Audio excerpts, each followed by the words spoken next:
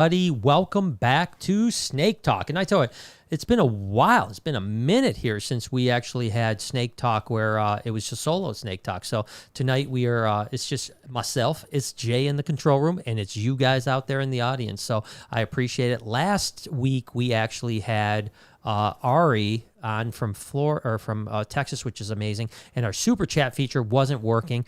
We had some issues with some monetization where it was a weird thing. I don't even know what happened, but so hopefully super chats are working tonight. As a matter of fact, we don't have any yet, so whoever's going to be the first super chat, I'd appreciate it, so I know that the actual feature is working. And then of course we'll be answering your super chats. Now we'll be talking all kinds of different stuff. I actually probably want to talk the most about some adventures to Australia that I've had. And Exciting. In particular, there's one story, and there's a super chat. Yay! Bam! We finally got Eric, it back. thank you. We got it, Eric. Thank you, my man. We appreciate it. So we back. We acting back, dude. Yeah, and listen, it was great last week, but it was hard to obviously weed out the conversation. Yeah, like the conversation. And you guys all, especially on a solo, when I have guests, it's a little bit different because, we're talking back and forth a lot and stuff like that. But when it's a solo podcast, I really rely on your guys' super chats to kind of guide the conversation, ask questions. I can answer whatever you guys want. But anyways, Australia, so I've been 9 times.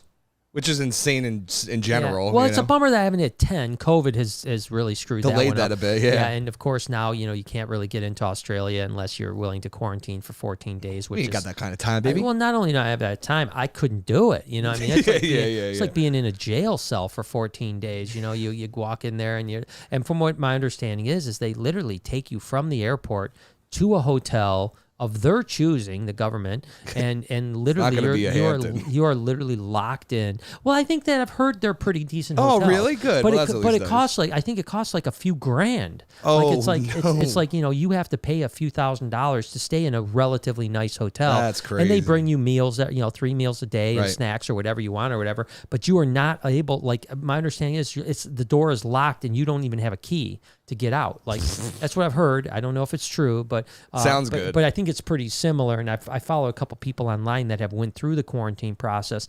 and that's what it seemed like to me. Yeah. Like you are not allowed to leave that room. You are locked in for 14 days. I can't do it, man. I mean, I tell people all the time, when it comes to say, like committing crimes, right? I always tell people, I think I'm a relatively moral person where I wouldn't want to commit crimes. But what really keeps me from committing a crime is going to jail. Yeah. I mean, I'm one of the ones that it works, right? Some people are like, I'll go to jail. I don't care. I'm going to take the risk. No. I'm not going to jail because if I spent 3 hours in a cell, I would literally, I'd be like, even if it was like you just got to stay overnight, I'd be hanging myself. They'd be like, do we got to transfer this guy to the psych ward real fast? Yeah, I mean, literally overnight you might as well, I couldn't do it. I can't be locked into anything for any length of time. Although it's weird, right? Because I fly on a plane for 20-something hours, but it's the destination in mind. You're like, I'll just work. Yeah. I'll deal with it. But so anyways, back to Australia. Yeah. Basically, the Australian government will eventually open up, and I can get my 10th trip there. You gotta get a badge or something. Get into double digits to Australia. Like I said, I would have absolutely already had it if it wasn't for COVID. So, but we're looking forward to going back. So I've been there 9 times. I'll talk a little bit about it, but in particular, I wanted to talk about a story, and we'll hit some super chats here in a minute as well too.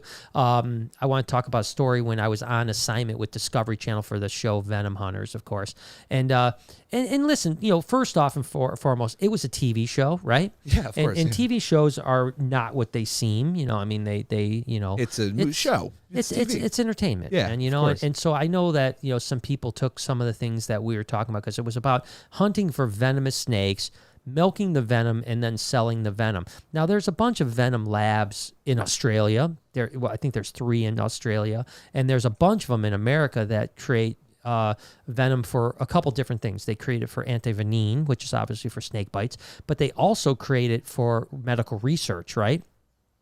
And listen, I think that all the labs make some money on that. Right. I think they do okay. They get contracts, but I don't think anyone's getting rich milking snakes. Yeah, of course. But of course, this show was like liquid gold. It's like, of course, Discovery has to build it up as like it's like, oh, these people are going to get rich. Yeah, have to sensationalize it a little bit. Yeah, and that's fine. I had no problem with it. There was 2 things about it. It's number 1, it was sensationalized. Number 2, I had no desire at all to get into the venom business, right? Like, I was never doing, but they wanted it to seem like I was trying to be a venom mogul. And I understand how some of the venomous guys got a little bit butthurt by it. You know what I mean? Course, They're like, who's this guy? You know, who's this fucking but then dude? it was always funny when they would say something like, oh, fucking ball python. As a matter of fact, I did an interview. So I knew that there was this magazine called Sci-Fi Magazine or Sci Science Magazine. And I followed one of the people from the magazine online, and I saw her tweeting negative things about venom hunters. And then Discovery's PR contacted me and said they wanted me to do an interview with her.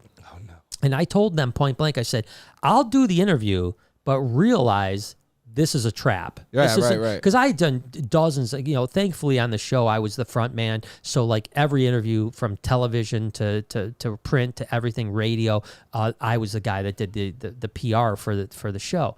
And so this was the only one that I knew was a gotcha. Every other interview was great. It's like, oh my gosh, what's it like to do this? Or, but it was all real positive, right? And so anyways, I knew it was coming. And so she started off the interview this way. She said, what is a ball python guy doing collecting venomous snakes? And of course, my response immediately was, well, if you had done your research, you might realize that 90% of the animals I work with aren't ball pythons. I said, with that being said, I've been working with venomous snakes since I'm 15 years old. So let's move on with the interview. And she the whole time was like trying to get, this is obviously just for entertainment. You're not selling this venom. What is the venom going for? Blah. And I just answered everything honestly. And we did actually have a PR. This was the only interview we had a PR person from Discovery on the call, and I think that we did the call, and it was about a half-hour interview, but I think there were several times where the PR guy from Discovery came in and said, we're not going to answer that question. Yeah. But anyways, I digress. No, that's interesting. But it was entertainment, and I love it. And if people ask me, would I do it again? 100% I would do it again. No, I shouldn't say that. I might not do TV again, so I take that back. Actually, 50-50. Yeah, 50-50. Yeah. But the experience itself was great, and thankfully I was able to bring Chewy, used to work with me, on the journey with me, and that was a lot of fun because Chewy's just a character, right? I mean, he's a fun guy. We laughed, we joked, we had just an absolutely amazing time. As a matter of fact, I've told this story before, not on the podcast, but Chewy had never been out of the country. He didn't even have a passport, right? And so this, I'm not even sure if he's ever been on a plane. No way. Like, I think his first plane flight ever was to Australia, which is just insane. And so which is crazy, right? And so we literally get on a plane, we fly to LA, and like I said, I think it's the first time he's ever been on a plane, and so we get to LA. It was actually a really crappy thing. I've been not just to Australia, but out of LAX to many countries, many times, and for some reason we're in a terminal. And you got to remember, these are big planes. There's probably 350 people on this big plane that's going to Australia. So there's like 300 people in this terminal. And normally the terminals are such that, there's stuff to eat.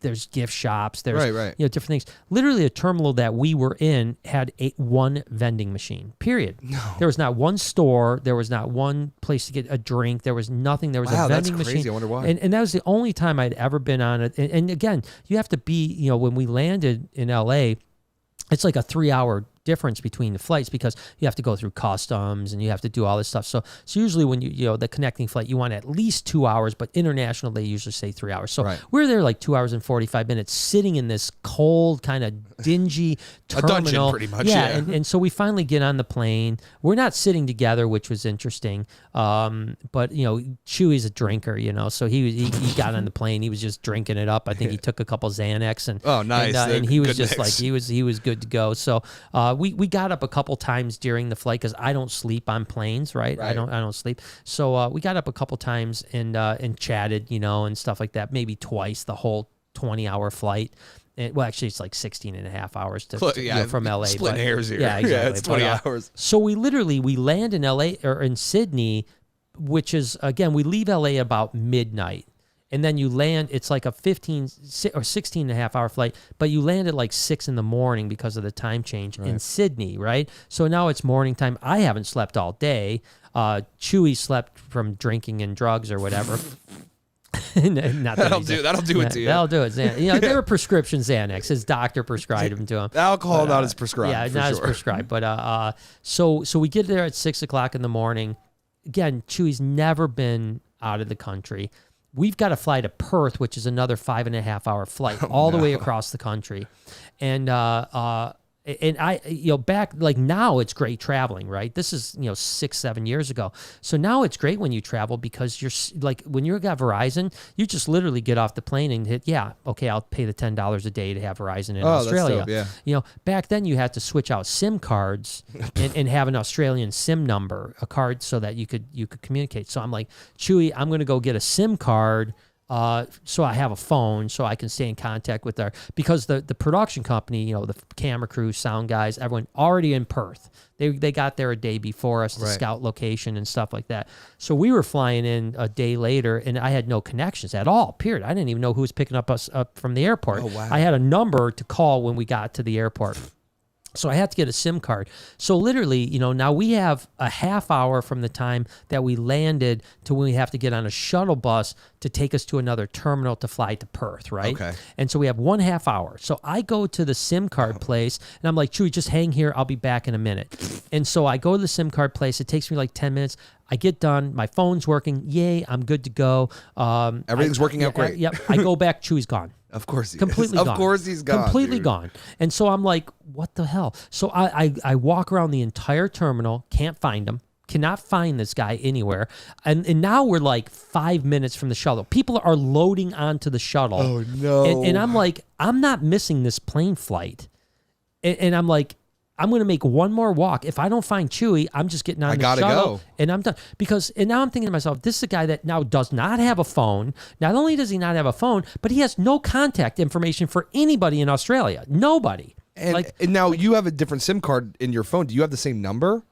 No, I have an Australian. That's what I'm saying. So he doesn't even know how to get in contact with you. Yeah, even if he got a SIM card, he could maybe call back to LA to the production company, which again, now it's like midnight their time or whatever. So he may, what a pickle, huh? It was unbelievable. So literally I'm like, I'm going to take one more circle around and I'm getting on the bus, man. Yeah. And I take a circle around and he's just like, I see him just lollygagging with a bag. Like he went shopping. No, he didn't. He went to all the little. Yeah, I went shopping. He's got a bag of souvenirs, Chewy's like another person from another planet, dude. There's no way you would ever think that makes sense. Like, we got 30 minutes. Yeah, and I told him literally, I'm like, Chewy, what would you have done if I left?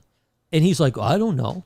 You didn't think about that, did you, Choo-Choo? Yeah, but that's amazing. So let's take some supers and we'll continue on. I got so many more stories, but one that is really my favorite story that even Jay has not heard. And I said and that's a lot. It's a lot because we spent hundreds of hours in a car together. Yeah, for sure. Yeah. And literally this story came to me last night. Not that it came. I mean, the story happened, but I just realized I have some go-to stories like the Bat Cave in Indonesia, right? And whatever, I almost got killed in Africa. Those are stories that often come up. But this is a story that I just never really told anybody. I'm so excited. I mean, I told people when it happened, right? But since it just kind of got lost, so this is going to be the first time I ever tell this story. But let's hit some supers. Yeah, Eric, he was our first super chat. He says, awesome, "Hey, sending love from Alabama. Any update on the break in from Tom's facility?" So no, there's no update right now. There was another break-in, a second one. Wait, since Tom's? Since. Oh no. At Tom's place. Oh no. Same thing. The next night. So on Halloween it happened, and then on the 4th, which was not 2 days ago. 2 days ago, I talked to Tommy. Holy shit! And dude. I talked to Tommy yesterday, and he said the police were there all day long looking for evidence because now he did not tell me what happened. He just said they came back and they broke in again. Oh, no, dude. So I don't know. So bad. Yeah, so I don't know what's going on there, but no new updates. And I'll keep you guys informed if I hear anything for sure. Tiffany says Faith has pooped and is 43 grams right now. Nice. He won't eat anywhere but in my hand. I just love him and deaf Helen over Ben and Jerry. It's well, that's all right. I don't blame you. And listen, I'm so happy that to me that warms my heart. I don't think that animal could have went to a better person than Tiffany. Like, it's perfect fit. Yeah. Ironically enough, we had someone on a tour earlier, or no, I don't think they were on a tour. They're actually at the Reptarium right now okay. from Pittsburgh. And they have, this is so strange. They showed me a picture. They have a 1.5-year-old, no-eyed, cleft-lipped albino ball python looks exactly like Faith. No way, exactly dude. How like cool Faith. is that? And it's like 700-800 grams, right. and so I'm super excited that you have Faith, and I think it's awesome. Mac, our brother, he says, sending love to everyone in the pod cave and the live chat. Grateful for you. We're grateful for you. We're too, grateful brother. for you, brother. We really are, man, and good to be back. Definitely, it was. We haven't done as many podcasts this month because of just exemplary or other things, and I'll talk a little bit about why this Wednesday we didn't have a podcast either. But it feels good to be back in the podcast room. That's for sure, brother. And JG says, hey, Brian, you want a challenge for your vlog? I think he's saying I'll give you another $5 if you accept. So I'm just going to accept. I'm going to accept. I don't know that I'll do it. It's like if you tell me to eat dog poop, I'm probably not doing it. We'll see how but it if it's a good challenge and it's cool, then I'm down. We're game. Speaking of challenge, Noah said that he's going to pull a 24-hour challenge. Finally, dude. Maybe tomorrow or the next day. No way, dude. Yeah. We've been waiting for it, bro. Yeah, it's been over a year since he's probably. Is he doing with the anacondas? He's got it, right? He's going to do the anacondas. Because there's 3 now. That's going to be gnarly. And they're so inquisitive, so they're going to be all over him for 24 hours. That's going to be crazy. So it's going to be hectic. So I'm excited. I'm glad that he's going to get back to that. That's super cool. Becky says, was nice to see Neo today. She's so beautiful. When will she make her move to the Reptarium? Yeah. I wish I could come see her now. Funny you mentioned. Yeah, it's funny. We literally filmed a piece. Obviously, I did a little Instagram story. That's what you saw Neo on. And I filmed a piece talking about very shortly. I'm right now trying to figure out what enclosure it's going to go into. Yeah. So I think that Neo could come over as early as next week, possibly. Which would be so cool. It's such a beautiful It's animal. just so established now, and it's crushing food, and it's probably tripled its size as far as girth goes. So I feel pretty comfortable about it coming over now. And so now it's just a matter of what comes off of display. Now we have a couple things that we were talking about taking off because we're going to be breeding them, so they need to go into brumation and stuff like that. So so it may come over as early as this week. Mac Lorenzo says, I'm picking up roller hockey gear on Sunday, going to lace up every day and work off all this weight, up and down Venice Beach, get back in fighting shape. I saw it clearly in the sauna. Time to actualize. I'm so glad, man. Mac. I'm right with you, brother. I've been talking about it. I'm down 8 pounds. I know it's not huge, but I'm down 8 pounds since I started. I've only been going for about 2 weeks now, but I'm super, super strict. So let me tell you something. So I follow this guy, and we're going to get back to Australia, so bear with me here. I follow this guy, a business guy, and I can never remember his name. That tells you how much I'm committed to it. But whenever I see his stuff, and he doesn't have a huge following. Right. But this guy, and I've told you about him, Jay. He had some gyms. Oh, okay, yeah. And then ultimately he sold his gyms off because some business people told him he should do it. And now he does deals where he helps other gyms that aren't doing well get memberships, succeed. Right? And so he does a lot of business. He does $85 million a year worth of business. So which is crazy, super successful. He's a great guy. I love I love the way he'll start the video off with my name is let's say I think it's Matt Hernandez or something like that, and he'll be like, my name is Matt Hernandez. I own acquisition.com. I make $85 million a year, and I've got nothing to sell you. Which what a great hook, and it's a great hook because it's all his information is just free. He's just there to help. And I just like the guy. I love his attitude. As a matter of fact, I reached out to him. He didn't respond, but that's okay. That's okay. He makes $85 million a year. We could be friends. Yeah, but anyways, he actually told me something that was, I've been into fitness on and off now for many years, and he said, since I was 13, I've had a six-pack. He goes, I've never not had a six-pack since I was 13 years old. He said, and I eat ice cream almost every day. And I'm like, what? He's like, yeah, let me just break down to you what, the most simple way of understanding how to get into shape. He said, when you get into, let's say, he goes, you got 3 things, right? You've got protein, you've got fat, and you've got carbs. That's all you got. Those are the 3 groups of things that you're everything breaks into one of those. Everything breaks into one of those 3 groups. And basically when you have let's say a keto diet, what you're doing is you're taking away the carbs. Easy to burn stuff, right. And you got to remember now, if you have a pie chart of 3 things you should be eating equally each day, or relatively equally, you take one of those out and you still eat the other 2, you're only eating 2/3 of the food that you would normally eat. That's great. Which means that you're getting less calories, which means you're losing weight. Tricking yourself into eating less, pretty much. Yeah, and so the people that fail at it, then just eat too much protein and too much fat. Yeah, they make it 50-50 instead of 33-33. Exactly, right. Yeah. And that goes to every diet. You cut fats out. Now you're just eating carbs and protein, and something like that. So that was an interesting topic I had never. But this is where the big revelation was. He said, let's say you're 200 pounds. That means you should be eating 200 grams of protein a day, right? You should be essentially eating a gram of protein per body pound that you have. Right. And then every gram of protein is roughly about 5 calories. It's 4 calories, but let's call it 5 calories because of maybe dressing or whatever else you might want to put. Right. Maybe the little amount of fat on it or something like that. So if I'm 200 pounds, which I'm a little bit less than that, but let's say I'm 200 pounds, I should be eating 200 grams of protein, which would be 1,000 calories of protein per day. However, I can drink in a protein shake. I can eat lean meat. I could do whatever I want to do, right? And I can't believe I'm into I'm loving this right now. So now the other side is that you want to lose weight moderately. You want to take your body weight times 10, and that's about how many calories you want. So I need to eat about 2,000 calories a day. That's actually true. Yep. Right. So I want 1,000 calories of protein. I've got 1,000 calories to eat whatever else I want. Ice cream. Whatever I want. Yeah. I can eat ice cream. I can eat whatever I want. And he said, if you stick to that thing, you will lose weight and you will get lean, period. He said, all this diet stuff is just to make money. Yep. It's so true. I had a biology teacher, Mr. Gremovitz, and he's super, I loved him to death, but he was super cynical, kind of dude. And we were talking about dietary stuff, and everyone was like, oh yeah, I do this diet. And he's like, listen, it's real simple. Burn more calories than you eat. It's pretty much all it is. If you eat 2,000, burn 3,000. You'll start losing weight. That's the thing. If you want to maintain, for me, I would do my weight times, say, 15. Yes. And then I could maintain my weight at 3,000 calories a day. If I want to lose rapidly, I do my weight times 8 or 7, and then I do 1,300 to 1,500 calories a day. Obviously, the healthy way is to do about 10 to 12 times, 2,000 to 2,400 calories a day. You're going to lose some weight, but you're not going to rapidly lose. So anyways, I've lost about 8 pounds in the last little over 2 weeks. Brother. You look Been great. Really strong. I've got a long way. I mean, I want to lose about 15 to 18 more pounds. Awesome. I think I'll do that in the next, say, 2 months.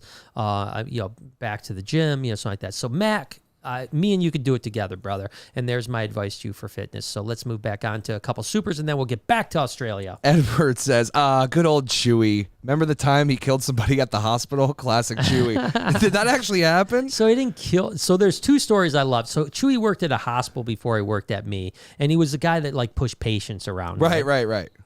Two stories I love the most was one was that he was at one point he put a gurney into the elevator, hit the thing, and then closed before he got on, and so the patient just went up floors without. Yeah. So he was stuck on the elevator. Which is so good. So he had to go run up the stairs. And could you just imagine Chewy's personality doing this, going what did I do? Oops. And he said he had to run up the stairs and hopefully catch the elevator. I don't know how that. But the other point was he got fired because he got into a tiff with another employee and he choked him. Yeah, he literally choked him and not choke like a wrestler, like 2 hands choke. Like Kane from WWE. I'm gonna choke you out. And so his boss caught him and he got fired. So no, Chewy's amazing. What a man. Yeah, he's amazing. Timothy says, just for love and more Boega. Absolutely, can never have enough Boegas. That's right, baby. JG says, does Brian want a vlog challenge? And it comes back with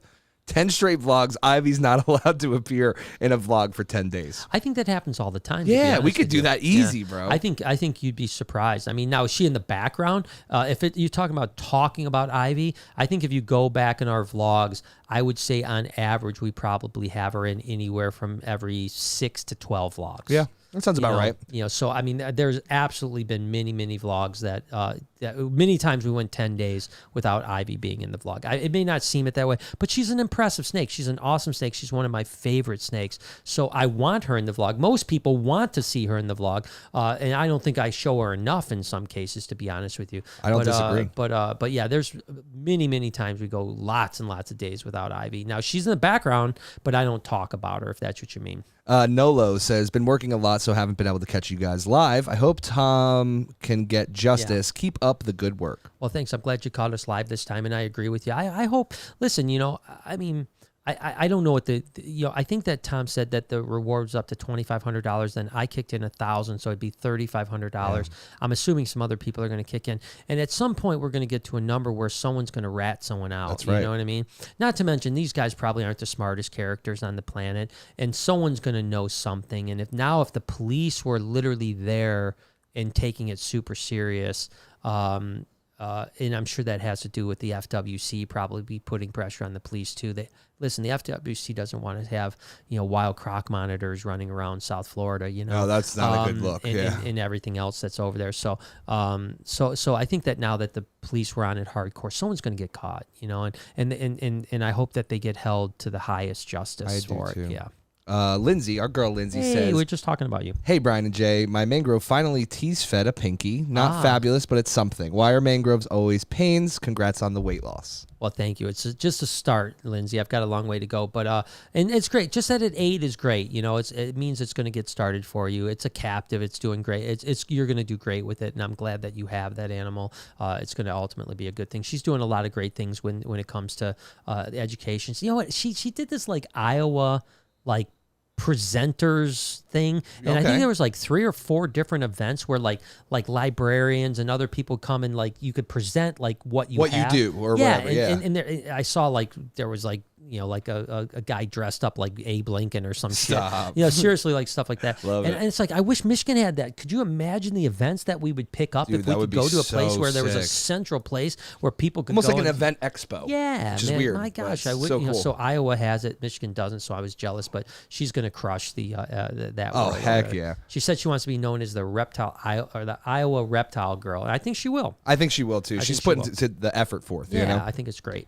Daniel says, I love rough and smooth green snakes. Between the two, which would you recommend to keep as a pet? Do you own a pet snake that is part of the reptarium, or is part of the reptarium? Gosh, a lot of my snakes I look as pets. To be honest with you, repetum or repituum? I don't know if that's repetuum. Is that the I didn't know if that was like a Latin name or something. Yeah. No. Repetuum. Yeah, I think a lot of my snakes are, as far as rough greens, I think they both can be good. They both can be a little bit difficult because they like bugs more. They don't really eat rodents. Oh, wow. So they want crickets and cockroaches and stuff like that. So, but one of my first snakes I ever hatched, when I was 15 years old, was a rough green snake. But it was a wild caught that laid eggs, and I hatched them out. They were super teeny tiny, and they were absolutely amazing. So can make really cool pets. Probably underrated, to be totally honest with you. Luke says, hey guys, this is my first super chat. I'm a Canadian reptile educator, keeper / breeder. Would love to chat with you one day. I'm only 45 minutes away from the reptarium. Well, listen, man, first off, thank you for your first super chat. Yeah, and by the way, all you guys are crushing the super chats tonight. We love you guys. And it's so good to be back with that. Yes, I don't know if the Canadian borders are open or not. I've heard that I looked up that they were, but I've heard from other people that they're not. So that's the thing. That's the thing. I've heard that they opened up in November. We're just in November. I think it was maybe before that, maybe even October. Yeah, I think you might be right. But then I know I have family there that said they couldn't come across. Gotta the ask border. Carrie and Barrels. Yeah, yeah. I don't know, but as soon as it's open, come visit me, man. Let's talk. I'd love to chat with you, man. Simple man, our brother. He says, "Hope you all have been well." Good, man. Same to you, brother. Yeah, good to hear from you, brother. And then last one I have for right now is Frizzy Reptiles just through $2.99 just for some love. Thank you. And then Edward did chime in and says, what happened to Tom? Wasn't theft. It's murder. I'll upload a vid tonight, and I'll personally add another 1,000 to the reward. All best wishes. Well, that's awesome, that's Edward, beautiful, man. brother. That's beautiful, man. I appreciate you. And I agree with you. You're 100% right. It wasn't theft. It was murder. And I think that the people, because he had at least one animal killed. Right. Which is a blue tree monitor. Maybe more. I don't know with this latest thing that happened. But I think that those people will be not only breaking and entering, trespassing, but they will also be for animal abuse as well. So you're talking about serious jail time there. I mean, killing an animal, trespassing. I'm sure the FWC is going to hit them with some massive stuff about letting non-invasive animals loose into the wild. That's an ecological disaster waiting to happen you caused. That's like a nuclear bomb of stuff, Well, and this is the thing, this is the other thing I think about that is that if you knew someone, or you knew about that. Maybe you weren't involved, but you knew the people, or maybe you were involved by driving a car or something like that. Yeah. We're talking the people that you know are going to spend 10, 15 years in jail. Yep. And you should be the one ratting them out to not go to jail, because when they get busted, you're going to jail too. You know, you're going to be an accomplice, and you're going to spend 5 or 10 years in jail for doing something absolutely horrendous like this. So they're going to get caught. 100% they're going to get caught. So I appreciate you getting on board and being involved with it as well. I really do. Heidi says, just sending some love. Missed the podcast. Hey. Love to you and the Reptile Army and chat gang. Yeah, it's good to see you in there, Heidi. I hope everything's going well. And I know we talked about her expo is going to be the last part of April. I think it's like the last weekend / first weekend of May, last weekend of April, and I really hope we can get over for That'd that. Be so you know, I really do. Mama Tomsky says, hi Brian and Jay. So Brian, what did you think about Ouija? The movie? No, the puppy. Oh, I was gonna say the movie. Good movie too, though. It's a banger. I love Ouija. It's the cutest puppy. I love huskies. I mean, I'm a husky guy. I mean, if you ask me what my favorite dog on the planet is, it would be a husky. Yep, me too. So it's the same color as my Artie, who passed a few years back, and so yeah, it's pretty special. It's as cute as a button. Tiffany says, "Def have to get my son back up. He is obsessed with Faith. He scares me because Faith is so small. How long do you recommend to not handle after food?" I think 24 hours is a good thing for after food, especially with the meals that would be eating too. You know? It's going to be a relatively small meal and stuff like that. I think 24 hours, or the next day. Let's say if you fed at noon, I think you could handle it the next morning without a problem. So I think that works out good. So back to Australia. Yeah, keep dropping super chats. You guys are crushing tonight. You guys are crushing supers. We appreciate you. We'll hit every single question. If we have to be here till midnight. That's right, baby. We're going to do it live. We're going to do it. We're going to do it live. So anyways, we had a lot of adventures, and I can talk about them as the podcast goes on and stuff like that. But the one in particular is we were in Alice Springs. And this was the first time out of the 9 trips. And by the way, the last time I was in Australia was for venom hunters. I haven't been back since. Oh, wow.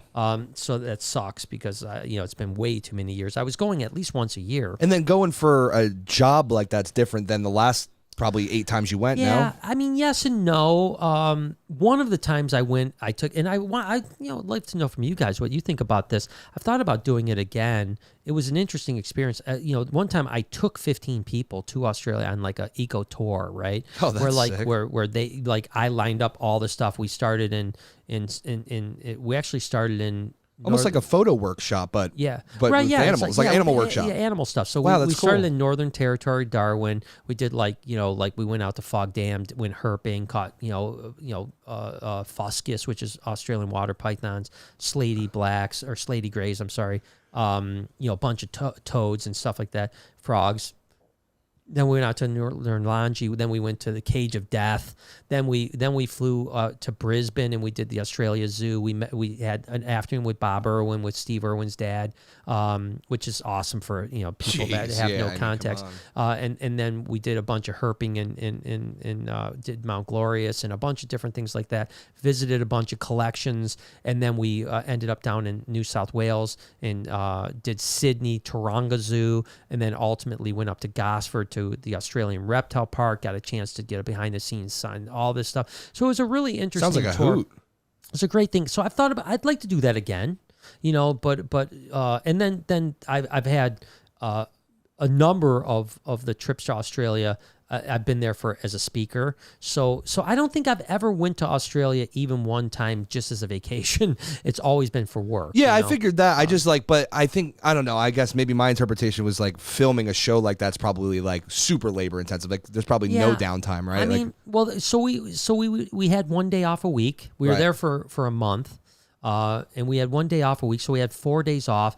All 4 of those days, I filmed snake bites. Yeah, of course. On the days off, so I went to like collections to film where the rest of the crew and Chewy would go out and have fun and party and stuff that. I was still filming, so I filmed every single day for 30 something days, which was fine. I mean, I guess that's nothing new for me, right? Yeah. But, I was gonna say for thousands of days. But there, it was an interesting thing. Yes, we were our call time was always like 6 in the morning where we had to get ready to film. And oftentimes we weren't actually filming. We'd be like on location looking for snakes. But of course, snakes aren't going to come out until sun's out and stuff like that. So we'd get on location usually before sunrise, and then we'd have to just wait around, and the camera guys would talk, what they strategize about what they were going to film. And the one thing about shooting TV, anyone that shot it knows, is there's a lot of hurry up and wait. There's a lot, let's get on set, let's do this, and let's sit around for 5 hours before we actually get anything done. And it's one of the things that's really difficult every time I've shot television is that, and that's not like your style either, too. No, so I mean, just like... Can we go? I mean, literally every film production I've been on has been exactly that. It has been hours of waiting. One time Discovery flew me out to California to do what they call pickup lines, and which are OTFs, on the flies. Right. And literally flew me out there for the day. I sat in a chair the entire day. They flew me back the next day. I never even was on film one time. No way, dude. Not 1 second. At least of they filming. spend their money properly. Yeah, not 1 second of filming. Just flew me out there. They wanted me there just in case the director wanted an on the fly, and because they were reviewing footage for the series, and they needed me on set. And so I mean, I didn't film anything. And then I think I flew out to LA 7 times. For the series, for these on the flies offshoot. And basically what on the fly is like if you're watching a show and then you see the cutaway where someone is like, and then I saw that snake, and then blah blah, and they're explaining. It's almost like instead of having a narrator, you do the people on the fly. And it's in every reality show you ever seen. Every time they see the cutaway of the guy explaining what's going on, they call those on the flies. There's some insider lingo for you. Ooh. So I think they flew him out there 7 times, and we would be on set on location that was supposed to look like Australia. It was in the hills of outside of LA. That was supposed to kind of look like Australia, and it did. And when you blow out you blow. You'll never know. You shoot at f4. I mean, you're not going to see the background and be like, that's not Australia. Yeah, you could film it literally in the backyard. Yeah, exactly. So and it was always a beautiful place that we went to. It was always the same place that we went, and every single time I'd be there for like 12 or 14 hours. They'd literally fly us out for one day, me and Chewy out for one day. We'd be there for 12 hours, whatever. We'd fly back the next morning. And I always said, well, why don't you just fly me out there and I'll do all the episodes at once. And they're like, no, we got to do it each individual episode, as they're producing, they need you on set. And I'm like, okay, it's your money, and they would pay us to be there and sit there. And literally the 12 hours, I would say at least 11 of the 12 hours, you would just be sitting in a chair eating craft services. Yeah, dude. It's like such a waste of body. Yeah, it's unbelievable. But anyway, so the point is that, Alice Springs was really special. And it was the first time I was ever in Alice Springs. Right. This was actually our second location. We filmed in Perth first. Like I had mentioned, we flew into Perth, a place called Joondalup, which was crazy in itself because there's literally tiger snakes, which is the third most toxic snake. Yeah. And willing to bite. I mean, they're not super aggressive, but they'll bite you. They're not. You touch them, they're going to bite you. And they're a front fang, they're lapid. And literally in Joondalup, it was like a playground was literally 10 feet from where we filmed the episode. Wow. And Isn't that crazy? There were times where we had to stop filming because kids were playing on the swings. And you could hear kids, because it looked like a jungle the way we were filming. Right, of course, But literally on the back of the camera was a park where kids were playing. Wow. And we were catching tiger snakes left and right. Isn't that nuts? 10 feet away from kids. And so Perth was the first, Joondalup was the first location. And then the second location was Alice Springs. And ironically enough, it was interesting. We flew out of Perth into a storm out of Perth, flying into Alice Springs, and man, was it a rough flight.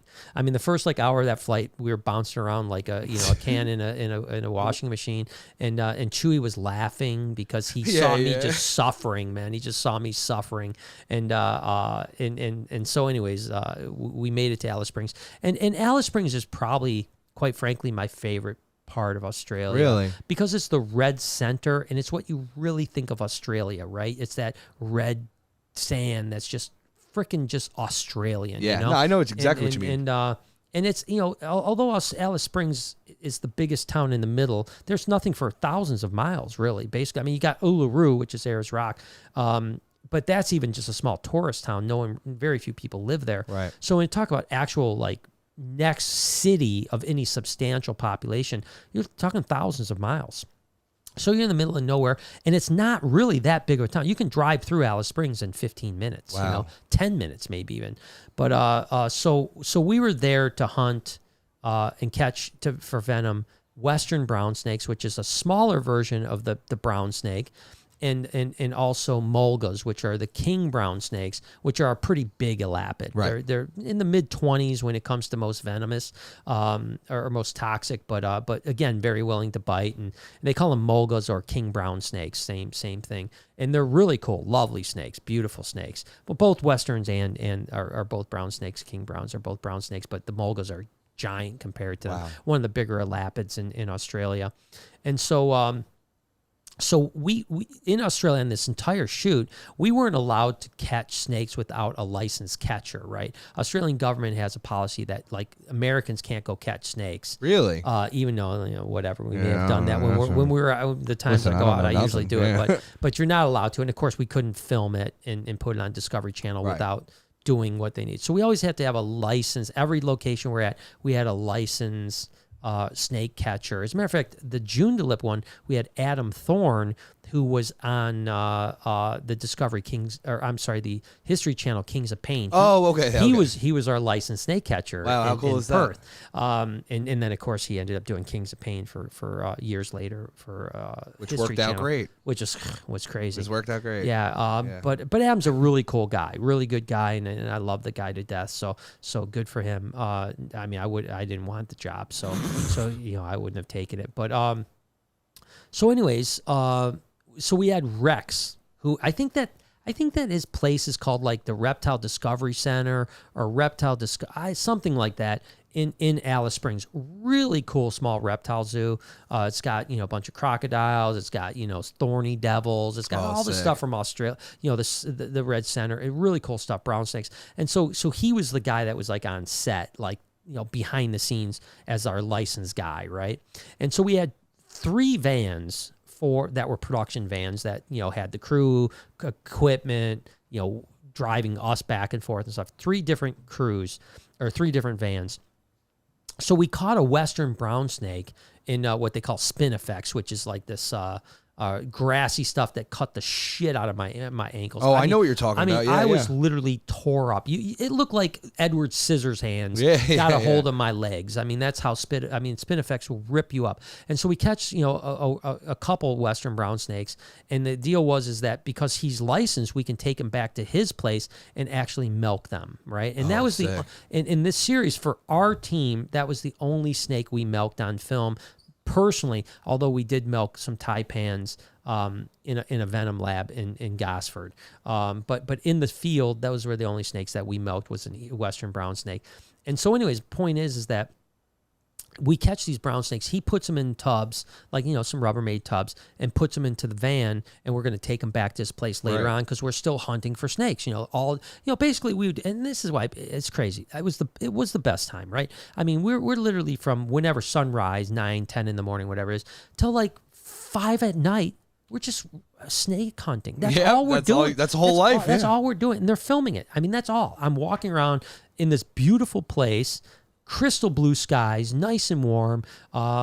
Looking for my favorite animals on the planet. Looking for snakes. I mean, like it was a dream come true. Sure, there's the the drama part of like you have to stop and do the OTFs on the flies because you do on the flies in the field and then they do the on the flies after. If they need if they need it, right?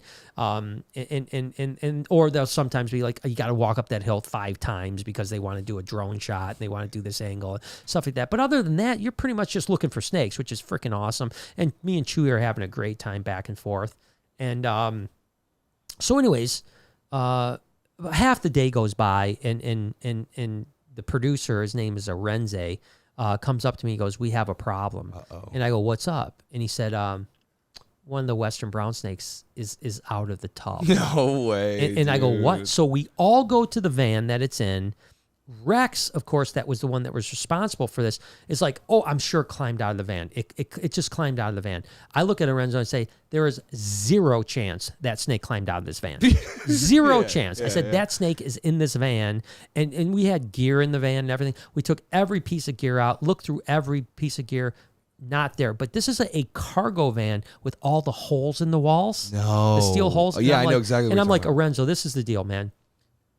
We had the fixer on the set, which was a super cool guy. I said, me and him are the only person that drives in this van for the next little bit. I said, I promise you this snake is in this van.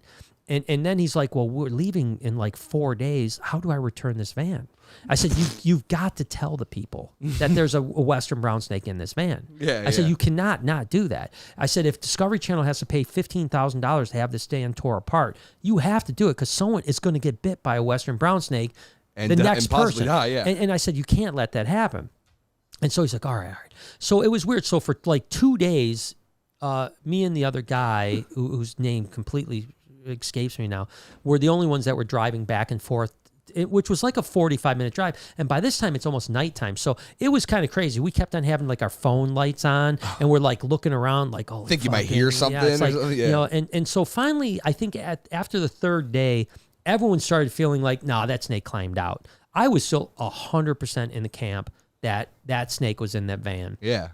And they don't go far, yeah. So we go out on set and we're catching, like, we caught some mulgas. That was when the camel ran away on Chewy. yeah. All kinds of stuff like that. It was on that day. So we were going to go to another place for another location that was about 45 minutes away. So now Arenze is like, you know what? I'm just going to stay back with you guys and I'll ride with you in this van that I'm not real pleased about, but I'm like, whatever, you know, you got to do what you got to do. Right. So everyone else takes off. We're still on set for probably a half hour, 45 minutes. And now it's the middle part of the day, dirt roads, beautiful. I mean, just freaking beautiful. I mean, just unbelievable thing. And so we're driving to meet up with the other guys about 45 minutes away. Right. And I'm up front. The fixer is driving. And gosh, I wish I could remember that guy's name. Carl, he was so I remember cool. him. Yeah. He was so cool. And Arenze is actually in the back on a bench seat, and all kinds of gear is in the van. He's in the back seat. And Arenzo, this is the interesting thing. Arenzo came from Dancing with the Stars. He was the producer for Dancing with the Stars. Wow, this is his first Discovery show. He was definitely afraid of snakes. Oh yeah, that's awesome. To be totally honest with you, and this is whatever, it doesn't matter because it's ancient history. We didn't get along at all. I mean, we didn't get along at all because he was very disparaging. I'd work on many other productions where the producer was like really great. He was like a jerk. He was a real kind of jerk. But I certainly didn't want to see anything bad happen to him. But he's terrified of snakes.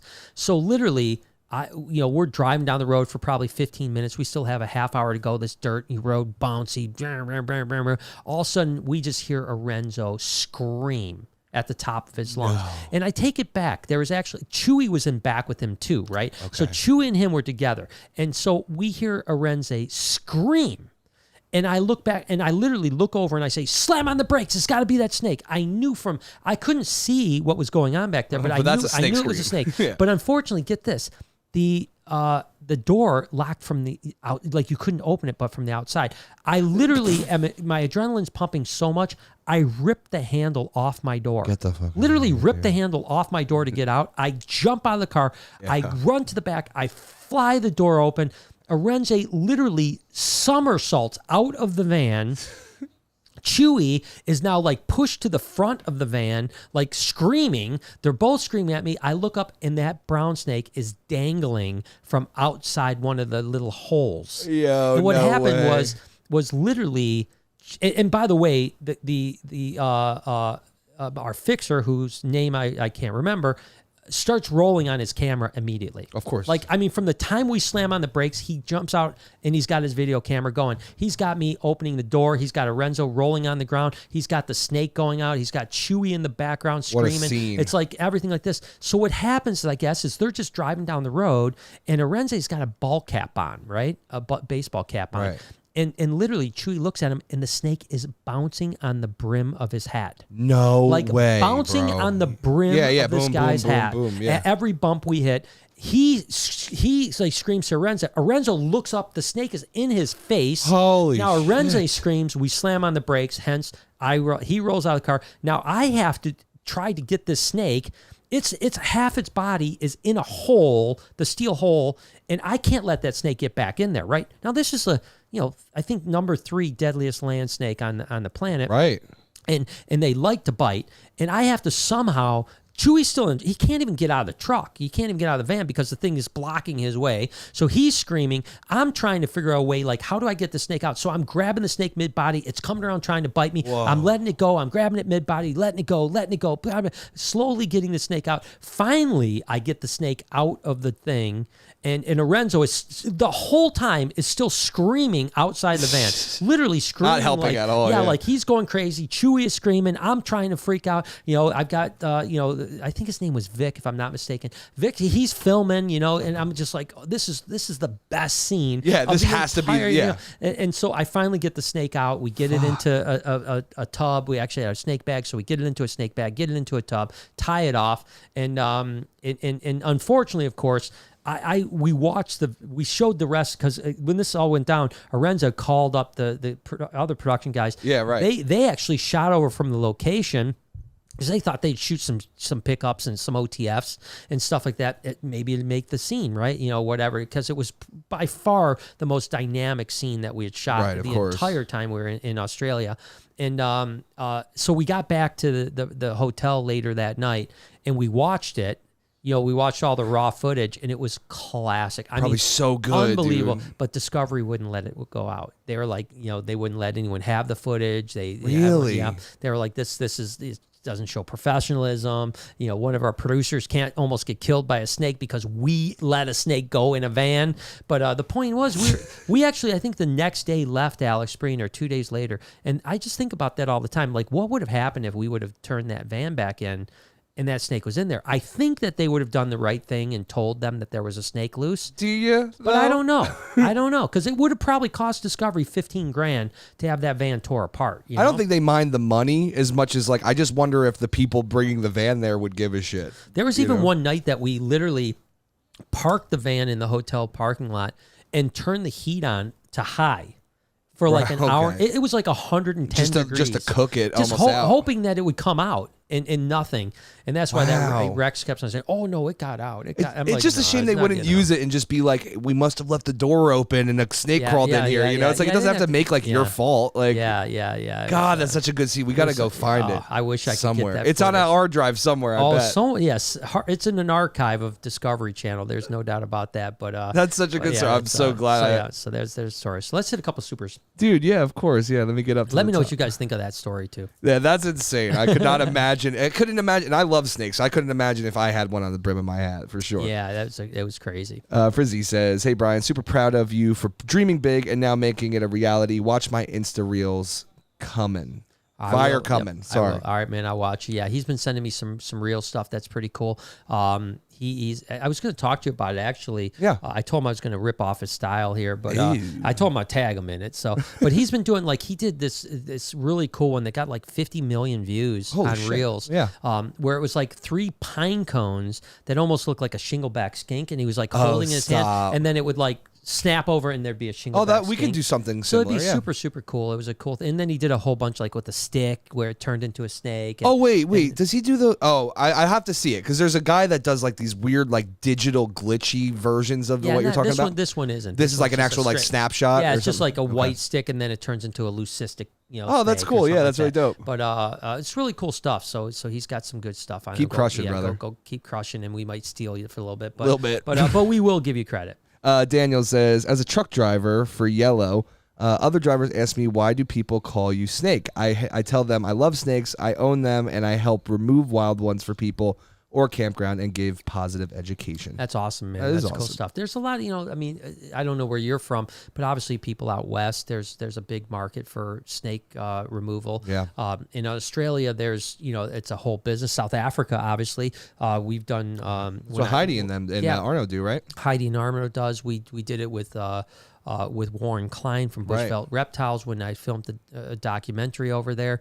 We went out with him on a snake rescue for a black mamba. So yeah, there's big markets, especially in Australia and in South Africa. As a matter of fact, Warren now lives here in the States because he married Nicole, who was from, I think, Rhode Island, if I'm not mistaken. She lived in South Africa when we shot the doc, and they were our fixtures for half of the show. Great people. We now get snakes from them now that they're here. Really great people. right. Love them to death. But he actually had the coolest job. He actually worked in Angola. And so he lived in South Africa, but he worked for an oil company. And there's huge oil platforms in fields, I should say, in Angola. Right. Which Angola is, by the way, a treacherously dangerous country. I mean, like, is it like super scary? Somalia scary? It's Somalia scary, really, really bad. Shit, dude, but now he was always in the field, so he was never like around the like he was protected because of course there's armed security, everywhere, stuff like that everywhere. But he would fly from South Africa to Angola for a week. He would stay there, and his job was to remove cobras and monitors from the oil fields. How crazy of a job! And that's all he would do. He would just sit around and play with reptiles, and then he would go back. And I think even when he moved here, I think for a number of maybe a year or more, they were flying him from Rhode Island or wherever it was all the way over to Angola once a month to do his job. Cool. And then ultimately, I think he decided just to do the snake thing full time. So, but really great guys. But going out on calls with him was pretty cool. Let Roses Burn says, any news on the first Animal Con USA? Yeah. Putting in my vacay time at work for next year. Yeah, we're so close. We're really, really close. I'm so excited, dude. I think that realistically, by the end of this month, we'll have a date, for sure. I think it's definitely almost for surely going to be in July. And exactly when I think we've been talking about maybe the weekend after the 4th of July. Oh, that'd be cool. But we'll find out. I mean, it's sometime in there. But we're getting really close. There was a lot of negotiation with the hotel to try to get the price of the hotel. It's a really nice hotel. We've stayed in it. Oh, is it the one that we've gone to? The something Royale, right? Carib Royale. Yeah, it's a banger, and so, dude. So normally it's like $220, $230 a night. And I think that we could only get them down to $179 a night. That was like the lowest number. Bob, one of my partners, was trying to get them down to $150, and I guess they just would not go any lower than that. We have to guarantee that we can book 500 rooms a night, though. Mm-hmm. So the downside, this is the scary part that you guys probably don't know about conferences and stuff like that, is that as a promoter, you guarantee those 500 rooms booked. That means you pay if not. Yeah, which means if you only do 350, you have to pay for 150 rooms. That's right. So we're going out on a little bit of a limb, hoping that we can get people to go and I think 500 rooms isn't much. I think we're going to do 5,000 people. Now, not all 5,000 people are going to stay at the hotel. But if 10% of those people stay at the hotel, we can hit that 500 Easy. number. And it's a great hotel. Like, it's worth the money. I mean, it's beautiful. I mean, the rooms are beautiful. The amenities and everything. The amenities are great. They got an unbelievable swimming pool, and it's really a great conference center. So we're getting really close on contractually being committed to it. And then I've talked to a lot of my YouTube friends and social friends that are 100% on board. I've got a lot more to talk to be totally honest with you. I mean, there's going to be a couple hundred influencers, animal influencers from the fish world, the reptile world, the big cat world, you name it. There'll be a couple hundred influencers there. So it's going to be a pretty massive scheduling thing. And then to try to somehow schedule meet and greets with them is going to be very difficult as well, too, because we're going to have to cycle through meet and greets. We're going to have to cycle through Q&As and panels. And because at any given time, there might be 5 events going on at the exact same time. That's right. So there might be, like, in one small room, maybe a mid-size social influencer might only have 50 chairs in there, and there might be 5 people on that panel that's being moderated to talk about whatever, YouTube. But at the same time, there's going to be bigger and bigger, and then maybe in the main room, there's the biggest guys are doing a panel about what it's like to be a YouTube influencer or whatever the case is, and there's going to be. So in the course of a 2-day event, which will really be like probably a 3-day event, like maybe Friday will be like a business thing, and then Saturday and Sunday open to the public. There's going to be probably 200 panels or Q&As, and hundreds of meet and greets that we have to somehow align all these into a cohesive thing to where people can get to as many of them as that they possibly can and get their money's worth. So it's a pretty massive undertaking, but I'm pretty excited about it. Solid Serpents. I don't know exactly what this means, but he says, eternal, save your time and money. Really? Anyways, That's the new Marvel movie. oh, okay. And he says, anyways, how are the mole snakes doing? Any house snake breeding plans? So we have house snakes that are breeding this year for sure. The mole snakes are doing great. We thought that the female was gravid. I think I made a mistake because she started to swell and get follicles. Right. And I stopped breeding her because I thought she was gravid. So now I have to do better this next year. Do better. So mole snakes are doing good, as well as house snake production. And what is Eternal? So like it's a new Marvel? Eternals is the new Marvel. So that's like basically the new Avengers, right? Okay. So they're like they launched this weekend was the Marvel's Eternals, and that's like kind of the new lineup, the new class of whereas all the superheroes, Avengers were with Iron Man and all the other things. Now this is the new people, and that's the first person I've heard that's went. I seen another couple comments before about. They said it wasn't that good. I guess so. They said Marvel had to make at least one bad movie or something like along those lines. So it's really shocking because it looked like it was going to be a really good movie. But you know what? I never listen to anybody. Go watch it either way. And you know me with movies. I like bad movies as good as good movies. Yeah. So I'll probably like the movie, but like I like Suicide Squad, and most people I like hated Suicide that Squad. one. I thought it was great. Most people didn't like it as far as the ratings go and stuff like that. So I like. Not all DC movies, but I like most of the DC movies. Yeah. I can appreciate. Obviously, like Marvel better than DC. Yeah, who doesn't? When it comes to movies, but yeah, no, I think it's. I'll probably go see it anyways. Ace says, "Hey Brian and Jay, I have a female ball python that's 1,500 plus grams. It hatched on 6/15/20. What would you recommend? Breeding her this season or waiting until next year?" I would let her tell you a little bit. If she's feeding really rapidly, I would throw a male in and then again follow the lead. If she's developing follicles and you can feel follicles or ultrasound follicles, then continue to breed her. It is a young female, but I know a lot of people that have bred 18-month females successfully. I don't think there's a lot of risk. The thing that's nice about ball pythons compared to a lot of other snakes is that there's not a lot of egg binding. It's pretty rare for ball pythons to egg bind. So a lot of times the reasoning for not breeding a young snake is because they can egg bind, right? Right, of course. With ball pythons, that's typically not the case. It's usually about size. 1,500 grams, plenty big. So you're probably not really risking anything. I think the only thing you might be risking if you wanted to look long term is sometimes, and not all the time, when you breed a 1,500 gram girl at 18 months, it may stunt her from becoming a 2,500 or 3,000 gram animal. Not always the case, but I've had that happen where I bred like really females at 18 months that I really wanted to breed, and they have 4 or 5 eggs, and then they're 8 years old and they're still having 4 or 5 eggs. Rather than having 12 egg clutches. Whereas if you wait an extra year, you're going to get 8 eggs, 9 eggs, and then it's going to continue to grow. So, but that's not always the case because I've done it the same way where I bred a 14 or 1,500 gram female that's 18 months, and then she's blown up to 3,000 grams over the. You know how there's like some ball pythons that like when they get done laying look like they've laid a ton of eggs. Like it looks like it took a lot out of them. Do you think maybe that's the females that would stunt, like the ones that they've put so much of their energy in every year versus? Well, I think that any 1,500 gram female that lays puts a lot of energy. Of course, what I mean? yeah. I think that's like the smallest level you can breed them at. Not smallest. I mean, I've had 1,200 gram. Right, of course. But I think that it just depends on how they rebound. So you have to make that decision. But I always let the snake tell me what they want to do. Yeah. Shalina says, I seen a vlog with some gorgeous tangerine milk snakes. Did you keep them all? I wanted to buy one, but I don't see the beautiful ones on the website. Did you hoard them all? I actually, honestly, I think that Lori's going to sell them. I saw them the other day. I think she was just waiting for them to feed a couple times. So we have our, I don't even know, 10th, 11th, 12th Black Friday sale coming up. It's going to be a banger. I mean, we've been doing it at least 10 years. I think we were the first reptile company to do Black Friday, if I'm not mistaken. Not that matters, but so it might have been 12, maybe even 13 years that we've been doing Black Friday. So I know we're going to get everything on the site for Black Friday, and those will definitely be on the site before Black Friday. So you may or may not want to wait till Black Friday because I think we only had 5 of them, and so if they do get on the site, they'll probably sell pretty quick. But if they're not on the site before Black Friday, check it out. Everything goes on sale on Black Friday, even if it's only 10 or 15%. Some stuff's up to 50% off. So we always do a huge push on Black Friday. So be aware of that. Jacob says, hey, Brian, I wanted to reach out and ask what different licenses you have to breed ball pythons and leopard geckos. It depends on your local municipality, okay? Yeah. So and your state.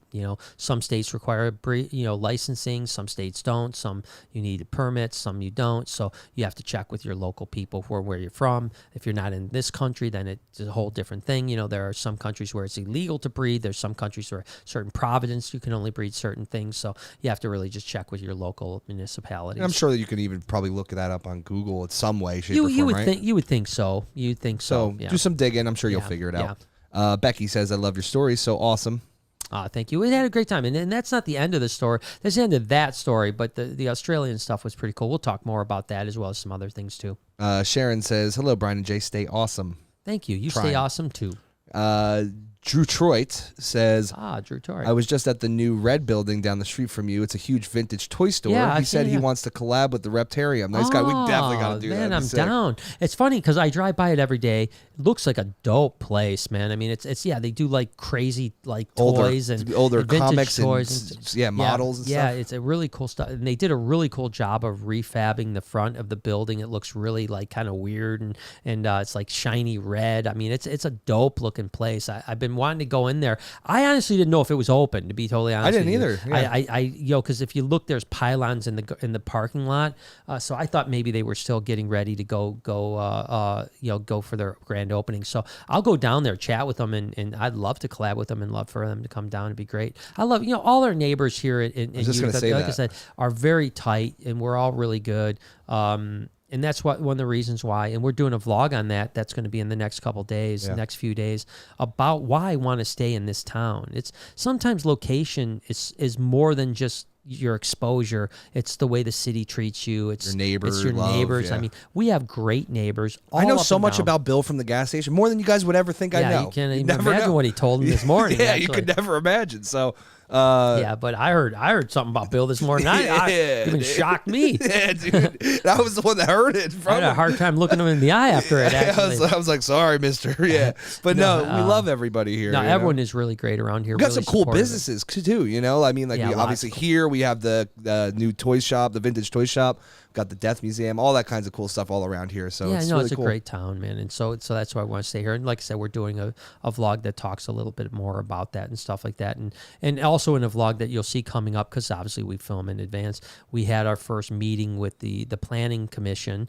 And this tells you how great the city is, right? About the expansion. Obviously, we had two major hurdles to overcome with the city. We had a planning commission, which was a public hearing, meaning that anyone that has a grievance can come and publicly, it's open up to them to tell about it. And then that was Wednesday. And then this next Tuesday, we have the city council meeting, which is also a public meeting. If anyone has any grievances about what we're doing, they can voice, and then blah, blah, blah, blah. And we went to the planning commission meeting.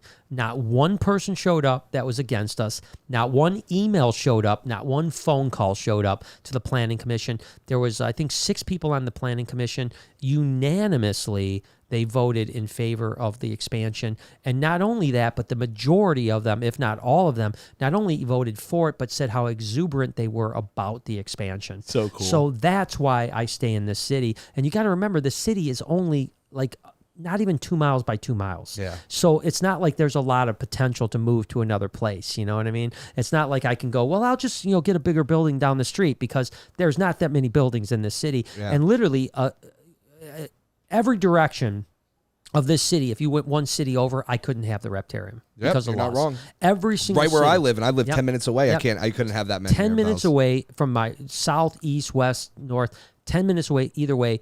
None of those cities would even allow me to open up a Reptarium. And there's like 3 incredibly major roads that all can join right down the street. Like you have 59, 53, and even Van Dyke goes all the way, So. Yeah, and I mean, I think that they said like 120,000 cars a day pass by, It's a great spot. So it's a great spot. So yeah, that's the reason we're here. But we love the city. Heidi says, mole snakes are very difficult to breed, especially different localities. Babies are difficult to get going as well. Well, Heidi, I'm going to breed these things. And I'm going to get these babies going. I'm going to get these babies going just so that you... No, I appreciate it. I don't know anything what I'm doing. I don't know anything about them. And I'm hoping dumb luck is what I need, you know, and I think sometimes dumb luck is the best. Work, yeah. It's the best luck. Yeah, because sometimes you try too hard and you mess it up, yeah, you know? And I'm pretty good at being dumb. Me too, man. Timothy says, how big is that puffing snake now, and how old do Brazilian rainbow boas need to be before they can breed? Thanks. I like to wait for 2.5 years for Brazilian rainbows. They really need a little bit more maturation. Puffing snake's doing good. You know, I mean, it's getting big. I mean, it's got a long way to go. These things. I can't wait till it's huge. 7, 8, 9 foot. These things get, and it's only still 2 foot, something like that. But it's eating like rat pups now, like small rat pups. So it's doing well. We're excited about it. I love it. So it's a great snake. I'll get it into the vlog for you soon. Yeah, we should do that. Yeah. Let Rose Burn says, was that hotel that Playlist Live was held at? I like that place. Yeah. So it's the old Playlist Live, not the new Playlist Live. So the new Playlist Live is at a hotel that's right down the street from it. The first several Playlist Lives were at the Caribe Royale. So it's like kind of a pinkish building. Yeah, really yeah. It's beautiful. And so that was the first several playlists, and the first ones I went to were at the Caribe Royale. That's why I actually reached out to them, because I had such a great experience with Playlist Live when it was at the Caribe Royale. And but now Playlist just got so big they moved down the street to a much larger building. Little Bogus says, "Hey guys, needed this tonight. Love you. We needed you. Tonight, we miss you, Little Bogus. Yeah, much love. We were talking about you before the podcast. Literally, just before the podcast, we were saying horrible things about you. Yeah, you should have heard what we were talking about. Horrible. We love you. We're just kidding. Paige says, "Hey Brian, wondering if you got to see my Halloween makeup look of Ivy. Did you see this? I did not. All right, I'm gonna send this. I'm gonna keep talking. She did like what is it? VFX makeup type thing, but she did like Ivy. She took like one of the pictures I took of Ivy and like, wow. Oh, it's so sick. Well, I can't wait to see it. So give me a minute because it's going to take a second to find it. So no problem. And I'll let Roses Burn came back and just said, loving the stories, back to original Snake Talk roots. Yeah, and that's the thing, I was kind of excited about being solo tonight, with Jay, obviously, because it's been a while. I love having guests on. We're going to have a lot of guests on. I think it's been very interesting to get to know the people that we've had on over the last, 5-6 weeks. They've all been great guests. They've all been very entertaining, but very, it's fun. It's fun it has been great. It's fun to be a kind of an interviewer in a way, you know what I mean? And it's great to have people in person, so it's really been fun. But at the same time, I miss this too. I miss chatting with the super chat. I miss telling you guys stories. I miss that stuff that we don't get to do nearly as much. So okay, here we go. Wow. How cool is that? What? Huh? Yeah, oh my god! Everyone else can see it too. Oh my gosh, that is crazy. Yeah, so she took this picture. Wow. And then made herself Ivy for Halloween. How crazy is that, huh? That is the dopest thing I've and she ever did seen. a great job, too. No, that looks amazing. I mean, how long it would take to do each scale like that, I could not imagine. That had to take forever, and it had to take forever to get it off. Yeah. Could you imagine Brian with all that on, dude? Wow. You should do that next year for a picture. I'll shave my head and everything to do that. No, that's really dope. Thank you. By the way, thank you for using Ivy, and you did an amazing job. We had Halloween here at the Reptarium. It went okay. It wasn't as busy as I hoped it would have been. People were out trick-or-treating and stuff. You know what we should do next year, if the world permitting, which I think it will be. Oh, it will be, yeah. We should have like a Halloween party.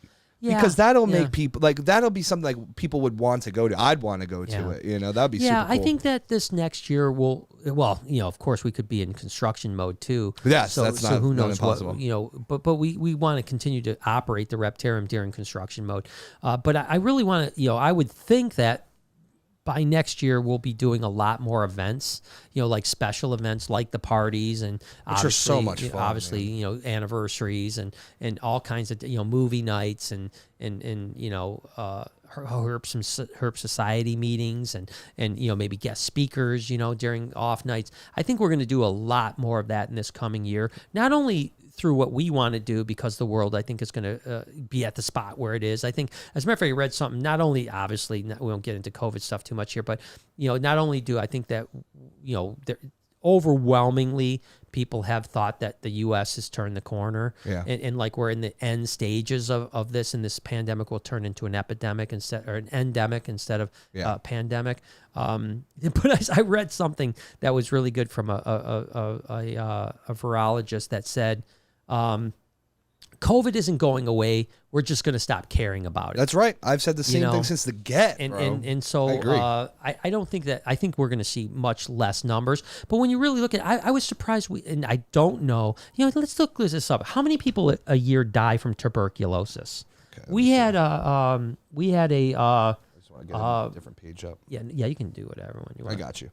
How many people die from tuberculosis? Die a year from tuberculosis? We had a nurse that told me that it was like 1 million people a year die from tuberculosis around the world. And I don't know if that's true or not. I have no idea. Yeah, 1.5 million lives each year around the world. So, I mean, that's the leading infectious disease killer. So if you think about that, nobody talks about tuberculosis. No, I got a shot. I heard about it when I was trying to get a job at like a nursing home, and I had to get a shot for it. That's the only time I ever heard about it. And so, I mean, now get me wrong, certainly there's been more people have died from COVID than there was tuberculosis. But if we've turned the corner through vaccine, natural immunity, on and on and on, we're probably going to get to a point where less than 1 million people in the world will die a year from COVID. Yeah. And so I think we're just going to start living with it like, hey, and with the therapeutics in particular that we have out now, or coming out now, I should say, that, you're talking about 90% less rate of death / hospitalization. On top of vaccinated. On and top all that, of everything else. I think we're going to get to a point where by next year we're going to be, like... We'll treat it like a sinus infection almost, you know what I'm saying? Or COVID, flu. yeah, COVID what? COVID who?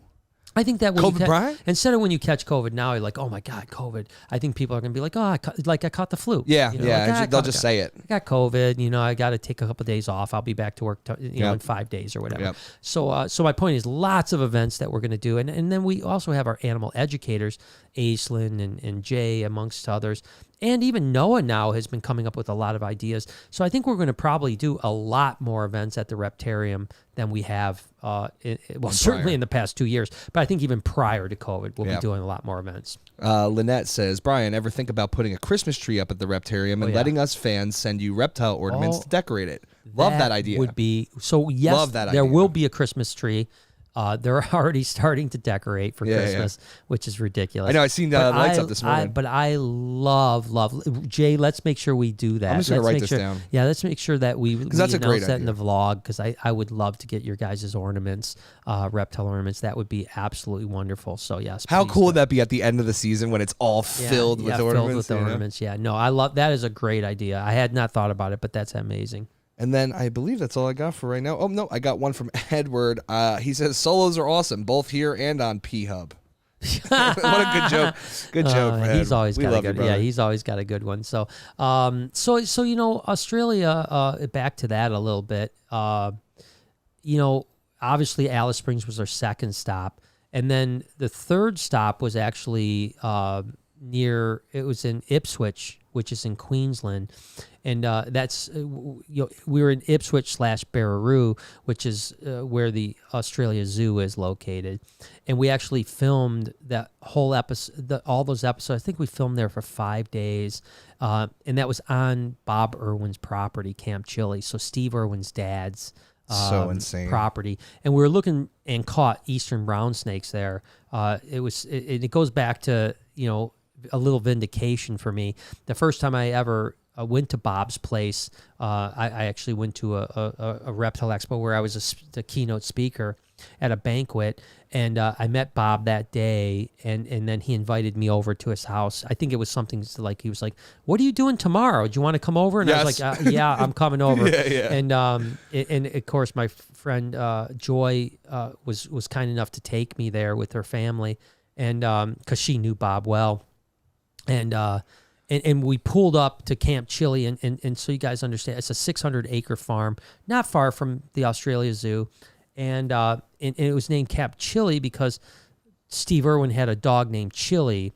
Oh, okay. And So it was named after his dog, Chili, Camp Chili. And you pull up and there's like 2 gates. There's like a gate that you get out and you open, and then there's a gate that's an electrified gate. That's where he's got, some of his farm animals like just around the house. They just roam freely around the house, which is cool. He had some like emus and kangaroos and a bunch of stuff like that. And I'd say it's probably like a 2-3 acre like electrified fence. Yeah. That's the second layer. So we get to the second layer, and Bob's wife, Judy, who was not Steve's mom, it was Steve's mother-in-law, because Steve's mom passed away from cancer. Right. And she comes running to the fence, and she goes, Brian, Bob said, come here, quick. And again, I wasn't filming a vlog at the time, but I had my camera gear to film a Snake Bites episode, and because it was before the vlog. And so I go running with my camera, and there's this big, and it's literally like 95 degrees outside. I mean, really. And in the middle of the yard, there's this, good 5.5 foot, eastern brown snake. And these guys are whippy. The eastern brown snakes are the ones that S up and come screaming at you and stuff like that. And Bob's like, yeah, we got a snake for you to catch, And in all honesty, I've been dealing with venomous snakes for a long, long time. But at that time, I had not had a tremendous amount of a lapid experience. Okay. And even more so, very little Australian lapid experience. I caught a couple in my entire life. Now we've got, now we've got this 95 plus degree day. This snake is hot as hell. It's in the sun. It's a grayish black snake. Full of P&V. Yeah. And I go to grab it. It swings back on me. Obviously, I let it go. Go to grab it. Swings back on me. I'm trying my hardest to catch the snake, but like I'm freaking out. I don't want to get bit in front of Bob either, Yeah, that's what I'm thinking, yeah. And so sure enough, this thing freaking gets underneath his porch, man. No, it does. It gets underneath his porch. And so immediately I've got my camera and everything with me. I'm like, I got camera in one hand. That's the other thing. I had camera in a hand, and I'm trying to catch this brown snake with my other hand, which is stupid in the beginning, in the first place. So I get on my hands and knees. I've got my camera. I crawl underneath the porch because it's, enough where you can be on your hands and knees, get under the porch. And I'm maybe 6 feet under the porch, and I look over, and Bob's 72 years old. He's on his hands and knees right to me. And 2 things went through my mind at that very moment. One was, holy shit, man. Steve Irwin's dad is next to me underneath a porch trying to catch an eastern brown snake. What a moment. I wonder how many times Steve Irwin had almost the same experience growing up, you know? And so that took me back. And then the second thing was, what the hell am I going to do if this snake comes? Like I couldn't catch it in the open. Now I'm on my hands and knees underneath the porch.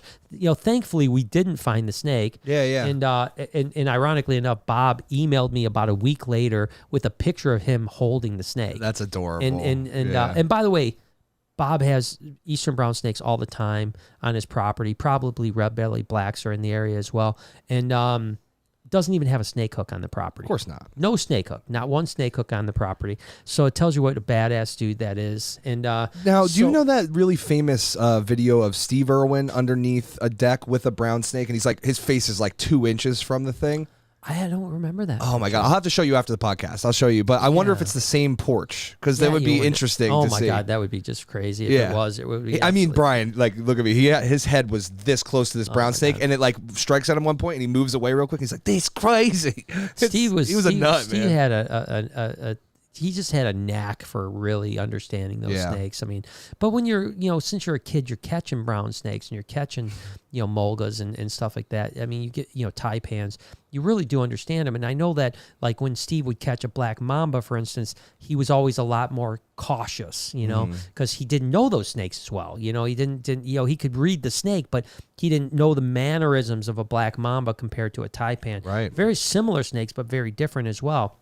And I remember, hearing him when he was on film with mambas and talking about how they were so sketchy, and yet you would see him do something with a taipan that was so much more sketchy, and he seemed to be so comfortable with it. That just meant that he was just so incredibly in tune with that wildlife. But so anyways, years later, we had a chance to catch brown snakes on Bob's property for discovery.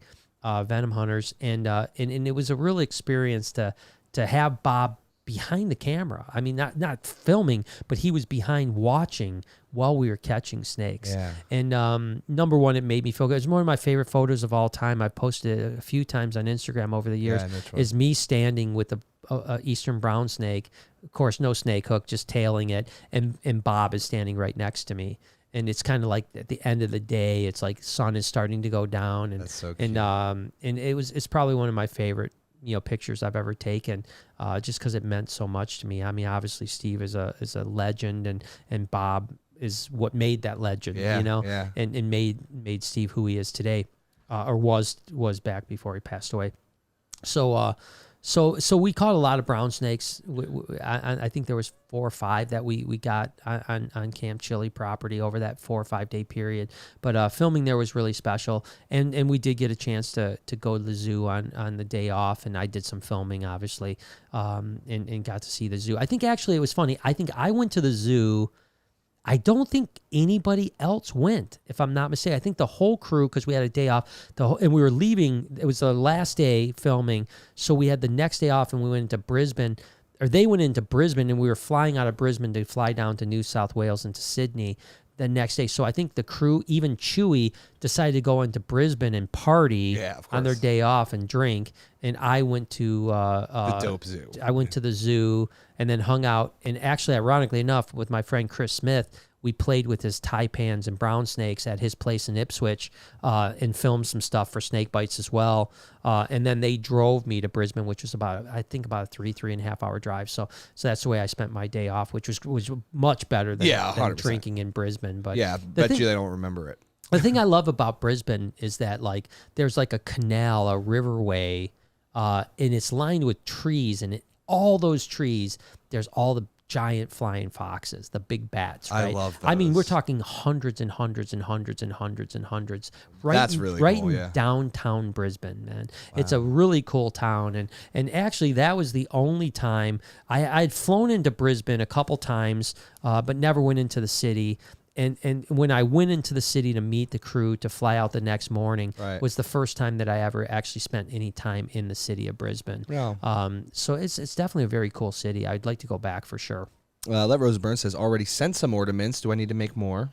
No, we have them. We actually have your more ornaments, so you don't have to send more. As a matter of fact, they were probably going to go on the tree anyways. So thank you so much. That's all I got for right now, Mr. Brian. I don't know if anyone else wants to throw some supers. Yeah, if anyone else got supers, let me know. If not, we got so the trip. This is actually I'll tell you another kind of story that wrapped up the Discovery Australia trip. Right. Is we again after the Brisbane thing, we flew into New South Wales, and a friend of mine, John Weigel, who owns the Australian Reptile Park, I've went there many times, and they've let me. As a matter of fact, the first time I ever was there, I didn't know John. I met him a couple days before, and he invited me to the zoo, and I went there, and I actually stayed at his house even for a few days, which was amazing. Like right in this subtropical rainforest, just absolutely gorgeous part of the country. And again, a lot of people think of Australia as the desert, but the truth is that where most people live is in subtropical rainforests. It's very lush, green area. Right. You've got the Blue Mountains and all that type of stuff on the East Coast, and all that seaway, up all the way up into northern Queensland and Mission Beach and Cairns and all that stuff. That's all subtropical rainforest. Yep. And so we stayed on his property every morning. Kookaburras would come. We literally roll Love up. that sound. Yeah, literally roll up. The first day I remember waking up thinking there were monkeys. Yeah. Because they sound like monkeys, Yeah. and I was like, John, what the hell is that noise? He's like, oh, come out on the porch. Every morning he would take a pound of hamburger and make little tiny balls and put them on the ledge of his railing of his porch, and all these kookaburras would come and eat because they're a carnivorous bird. Yes, they are. And then, of course, he would throw seed after that, and all the cockatoos would come. So hundreds of cockatoos and dozens of kookaburras would come every morning. But anyways, so we went to the Australian Reptile Zoo the first time, and he has a venom lab there. And I remember, again, not a super, advanced, a lapid guy at that point. And we go into his venom lab, and he's like, hey, you want to milk a tiger snake? And I was like, at this point, there's like 20 Australians with us, all reptile keepers. Can't say no. And I'm not going to say no. I'm like, yeah. And he literally hands me a snake hook, points at the thing, goes, that one has the biggest venom yield in the entire zoo or in the entire lab. He said, milk that one. You're like, okay. And I took the thing and it was on like face high too, so I had to go on a step stool to get it. Oh, so scary. And I mean I did. It was actually, those snakes were so used to being milked. They were actually very calm and pretty easy. I mean, not like a tiger snake you'd find in the wild. But the anticipation of like getting up to that enclosure, you're probably like, fuck. But he was always a character. I mean, he was always doing like crazy stuff that was. Like he was a great guy, but he ended up like getting into birding. And as a matter of fact, to this day, he holds the record for the most species of birds in 1 year. He did the big year. Right? Yeah, that's a hard. Yeah, so it was like 750 something species, and he actually has it tattooed over his heart. That's cool. And he has the record in Australia. That's probably his life goal. Yeah, I mean, so he kind of walked away from the zoo. So there was a guy named Tim who was the head keeper when I would go visit Johnny. And Tim was the head keeper, and me and Tim were cool, man, totally cool. Yeah. And we went out herping together. I mean, the whole shot, really good guy.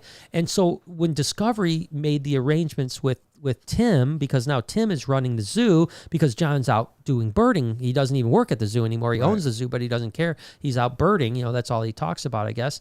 And so Discovery lines everything up. We fly into Sydney. We're talking, this is a major production. There's like 12 people on the crew, 50-something cases of camera gear. I mean, it's a serious production. It's a Discovery Channel production. We show up at the zoo. Everything is set. We're going to be here on a Tuesday. We're going to film. We're going to do Venom stuff. We're going to do all this other stuff. We show up, and Tim's not there.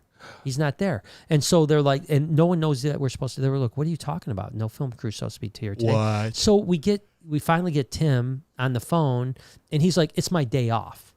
Oh, and no, we're like, but wait a second. We've been planning this for months. Right. For months. He's like, well, I didn't write it on my calendar. There's nothing I can do for you. And so literally like this, so we're sitting out in the parking lot for hours because then Tim's like, I'm not coming in. He goes, the only way that anything can happen is my head keeper now for the Venom Lab. He's 3 hours away. Oh, if he decides to come back on his own time, you guys can do it. And so we finally get a hold of this guy. Wow. And the guy is just a legend. He's like, yeah, I'll drive back, man. It was like his time. He was camping.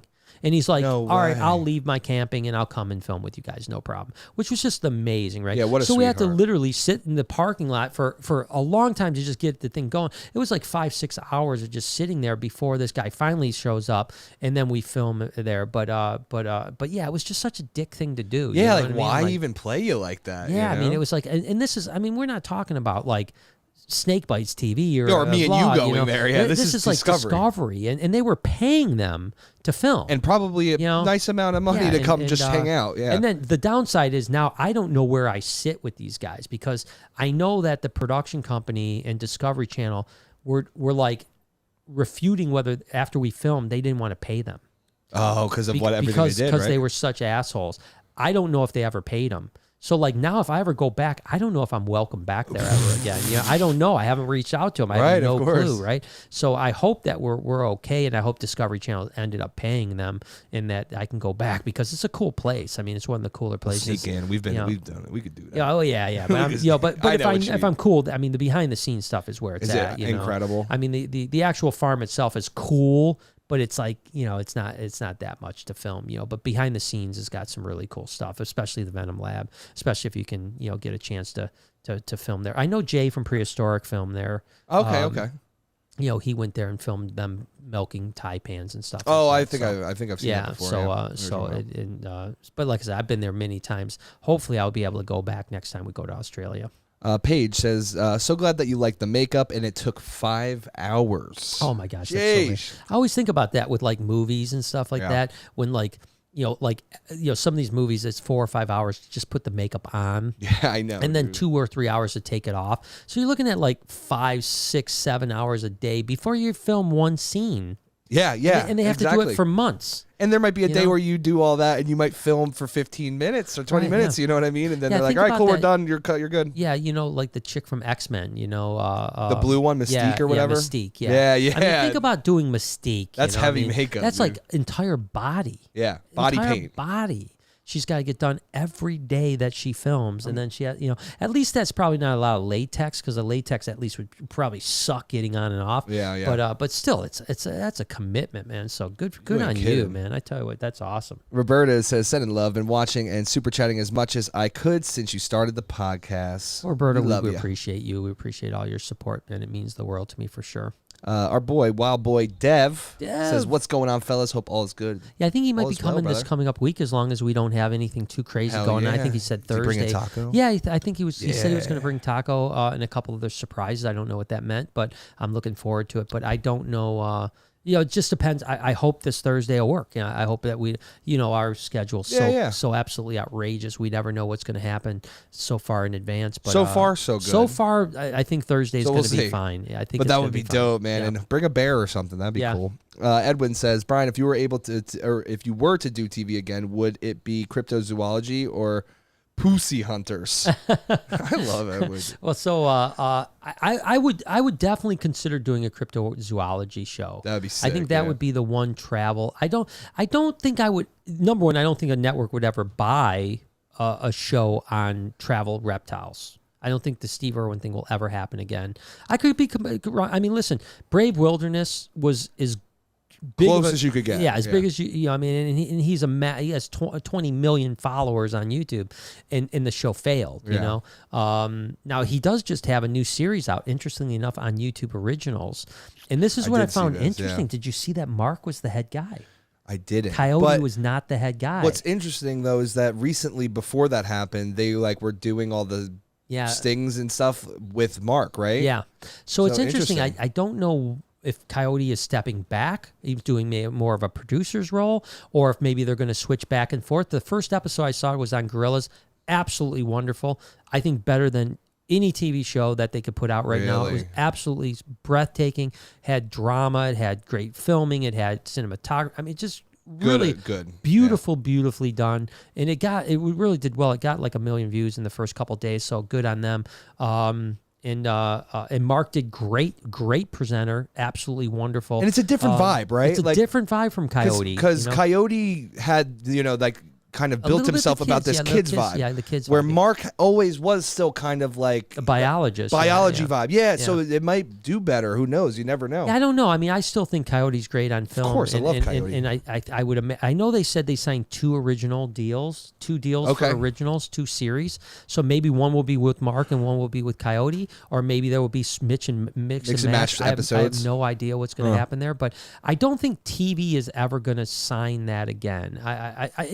I shouldn't say again. Maybe 5 years from now, 10 years from now, they'll try again. But I think it'll be a while before the climate's any network. Not right. Yeah. Yeah. But YouTube Originals obviously did. But TV, it's been hot the last few years. Paranormal and cryptozoology has been very hot. So I think that there's a chance that show could. There's already a couple shows like it, and they could sign more. So if that ever happened, that would probably be the only travel animal-ish show that I would ever sign on TV, and then it would just have to be the right moment in my life. Right now is not the right moment, not even by a long shot. Yeah. So if I was asked to do the only TV show I think I would do, and I say this because I don't know what I might be offered, but the only TV show I think I would do is something that was on our business. Yeah, like on the family business, building the Reptarium, expanding. Building the Reptarium, expanding. That would be the only TV show that I could see myself jumping on board with right now. I think any other show I'd probably turn down. Levy says, watched you since I was 12. I'm 23 now. That makes me I love that. Now in Fort Myers, any potential mentors near me that you could point me in the right direction towards? He was a huge inspiration. Well, first off, thank you so much. I mean, not too far from you would be Ty's place at Iguana Land. I'm sure they're taking on volunteers there, and it's not that far from you. Obviously, the largest reptile farm is in North Naples, which isn't too terribly far for you. No, that's not that bad. But there's a lot of but that's not a mentorship there at all. That's you're gonna go clean tubs. Yeah. Whereas I think Ty might be a little bit more of a mentor. Ty would be a good spot to try. Whether or not he's he's a busy guy too. It's difficult. Florida's the place to be. There's 1,000 guys. And from big to small. So say your next door neighbor might be your mentor. To be honest with you, you'll find somebody. I can't think. I mean, Ty would be the guy I would think off the top of my head because he's a great guy if you can get in with him and they're looking for volunteers because they're trying to open up Iguana Land and they've got so much going on.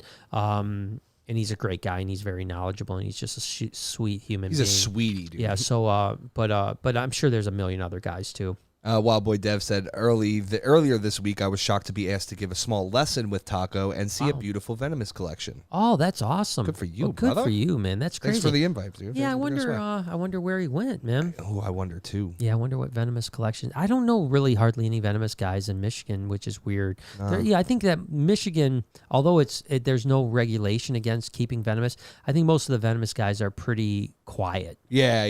They stick to their self because they don't want, most of the venomous guys in Michigan probably live in neighborhoods that if their neighbors knew they had venomous snakes, they'd probably be pretty upset and be like, oh my God, this is. How can they let this happen? There's got to be laws against it. It's like, no, we don't want that. But yeah, like I said, obviously, I hope that, it's this weird thing with traveling for me now. Like, like when the pandemic was hardcore, it was hard for me to even go to stores, and then it was hard to go to restaurants. It was hard to go to the movies, and all those things have become kind of normalized for me now. Like I don't. I haven't been to the movies a lot, but I'll go to the movies and won't even think twice about it. I go out to dinner when I want to go out. I don't think twice about it. I go to a store. I don't think twice about it.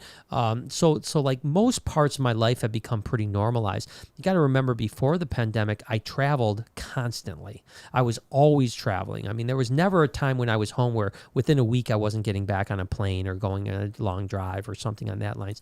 And then the pandemic happened and that all stopped.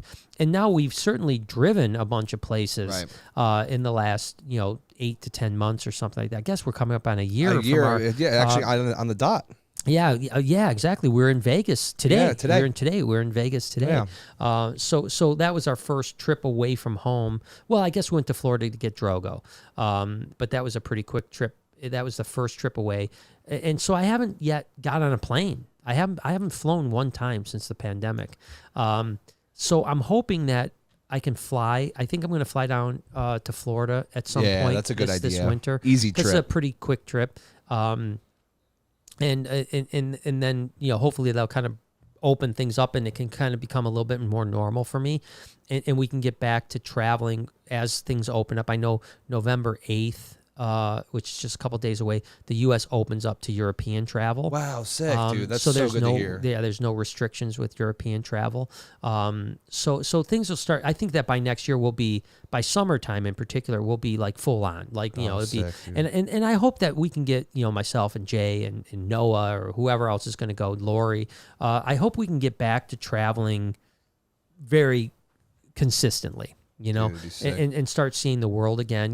Going back to the places I love, like South Africa and Australia and Indonesia and those places. I want to go back to those places because it feels like it's been a long time since I've been back there.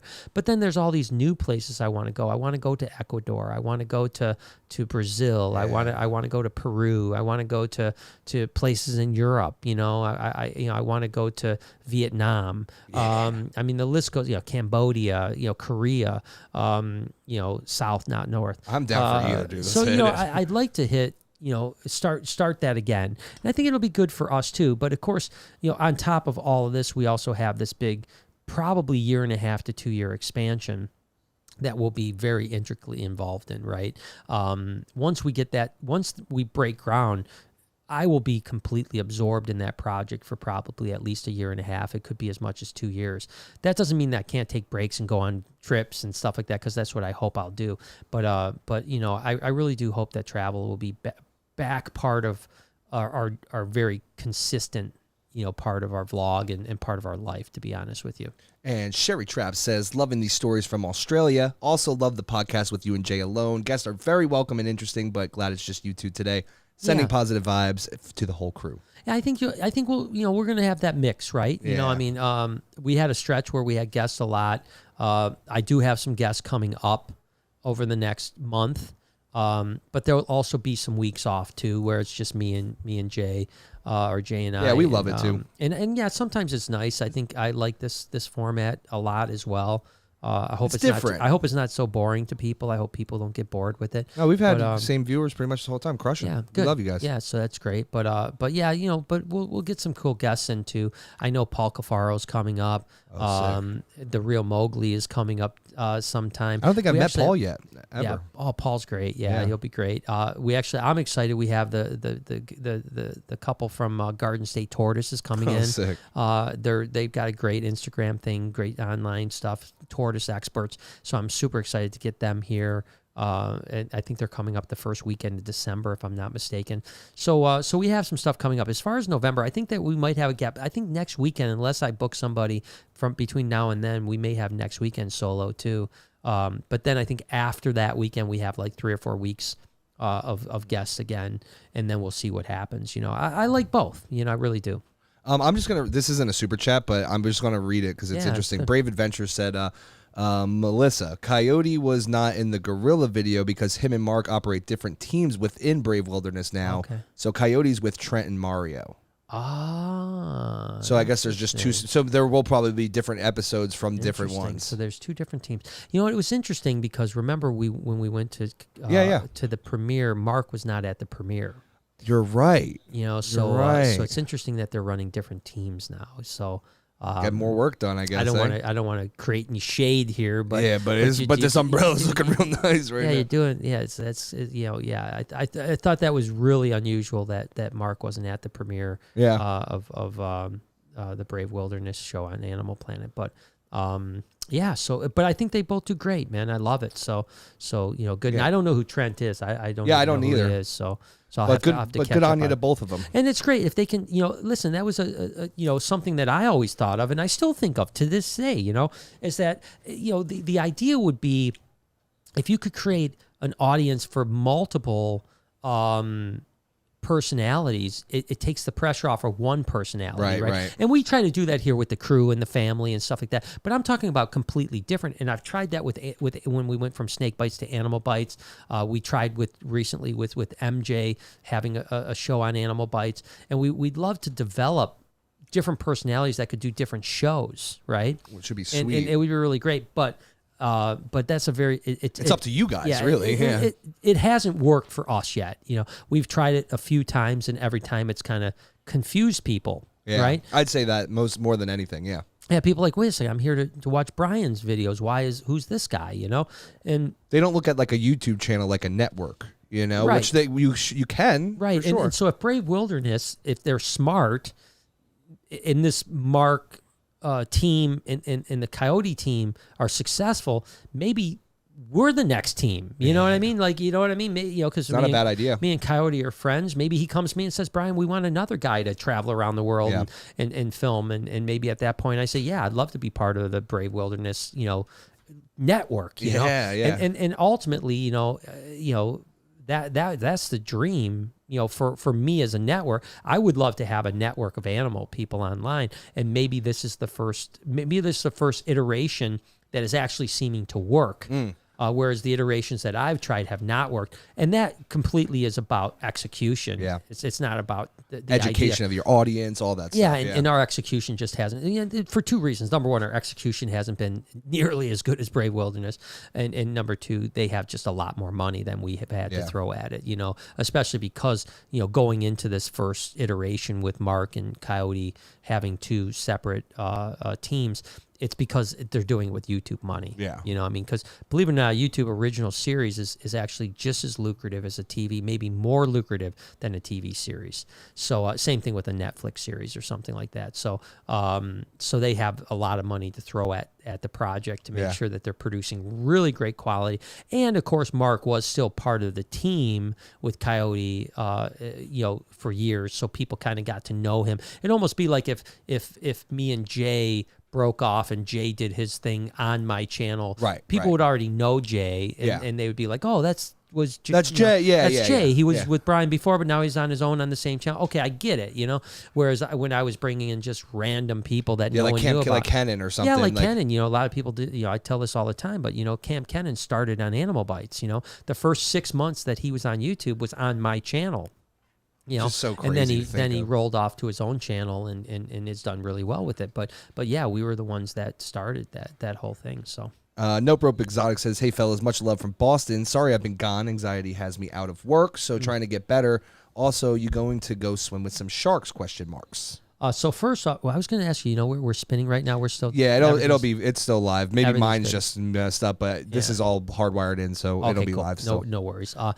So first off, I hope your anxiety gets better. Work on it hard.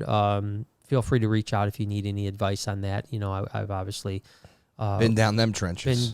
And I know how hard it is, man. So the one thing I would say is don't let it keep you out of work. Don't let it keep you away from the things you're doing, even though it's very, very, very uncomfortable to be in those situations. I never, we didn't miss a day, during my time, and I was as bad as it got, and it sucked. I ain't gonna lie to you. I didn't want to come here. I didn't want to be, as much as I love the animals and I love everything, there was no relief for me being here. Very, very seldom. Every now and then there would be some relief, but 99% of the time I was struggling, So don't close yourself in. Closing yourself in is gonna just strengthen the anxiety. Yep. Open yourself up. Put yourself, I always love the saying, become comfortable with the uncomfortable. And so hang in there. And then as far as sharks, Andy he'll get me there. He invited us out again sometime soon, I think in November, to go to Guadalupe. He said me and you both, Jay, could go. Hell yeah, it's fun. But I don't know that I'm ready for that. I would like to start my shark career off in the Bahamas. Yeah, something a little bit more. Yeah, something mellow. close, something not too deep, something more. I love great whites. Great whites are the dream, but we can see other sharks, tigers and bulls in Bahamas, reef sharks and stuff like that. So I'd like to get maybe my first taste of the shark world in some crystal clear 20-foot deep water on the Bahamas, rather than going to 800 feet deep Guadalupe Island with great whites, 18 hours offshore. Love that. Levi says, it's Levi. I guess I called you Levy. My bad, brother. He goes, I'm named after the jeans. My name is probably on one of your guys' asses, usually mine. Well, definitely look into it. Thanks for the lead. Yeah, Levi became popular again, right? Oh, I've only rocked Levi's for the past 10 years, probably. Yeah, I mean, it's like they're so nice. Yeah, they went out of style, and now it's like fucking rappers. Yeah, now exactly. Levi's, Yeah, they're like the new hot commodity. They're expensive, dude. The new hotness, man. They're like $80 for a pair of jeans, but they last forever, what the bro. Heck, man? Yeah, I probably have a couple pair in my closet from back when they were $29.99. Yeah, dude. When no one wanted them. Love that. Our girl Let Rose Burns says, "Did you see Paul's new fish room? It's super dope." Yeah, no, he's doing a great job. He's got I mean, he's crushing the world. I just talked to Paul literally 2 days ago. We had a long conversation about a bunch of different things, and he's doing great. Like I said, he's going to come up sometime in December. Sweet. So you can't wait to get him up here, and he's busy, I'm busy, but we both have a lot going on. But I can't wait to get him up. He hasn't seen the expansion. He was here for 1.0. Yeah, before I was here for sure. Yeah, but he hasn't been here since then. So he's excited to come up. I'm excited to have him up, and he'll be a great guest on the podcast. Maria dropped a 50 bomb just to say hi. Thank you, Love Maria. you, Maria. It's been a while. How are you? It's good to see you again. Yeah, how's Alaska treating you? Yeah.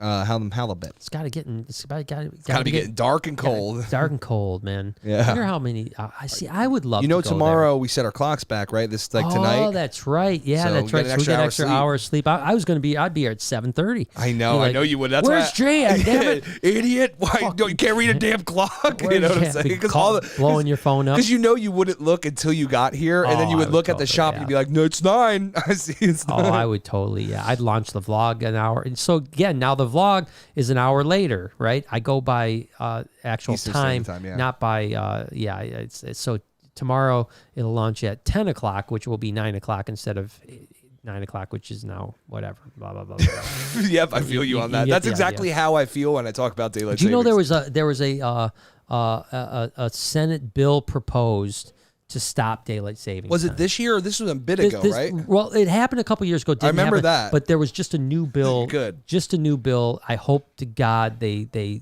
stop it. Because it's just annoying, dude. Like now, sun's gonna set at what 4:30 during midwinter. It's gonna be so sick. And then sunrise is earlier too. Like I was just getting used to getting up at 8 for sunrise, bro. Now I gotta go back to 7. I know, and then like I said, just that in Michigan, literally here, you figure December 21st is the shortest day of the year, obviously.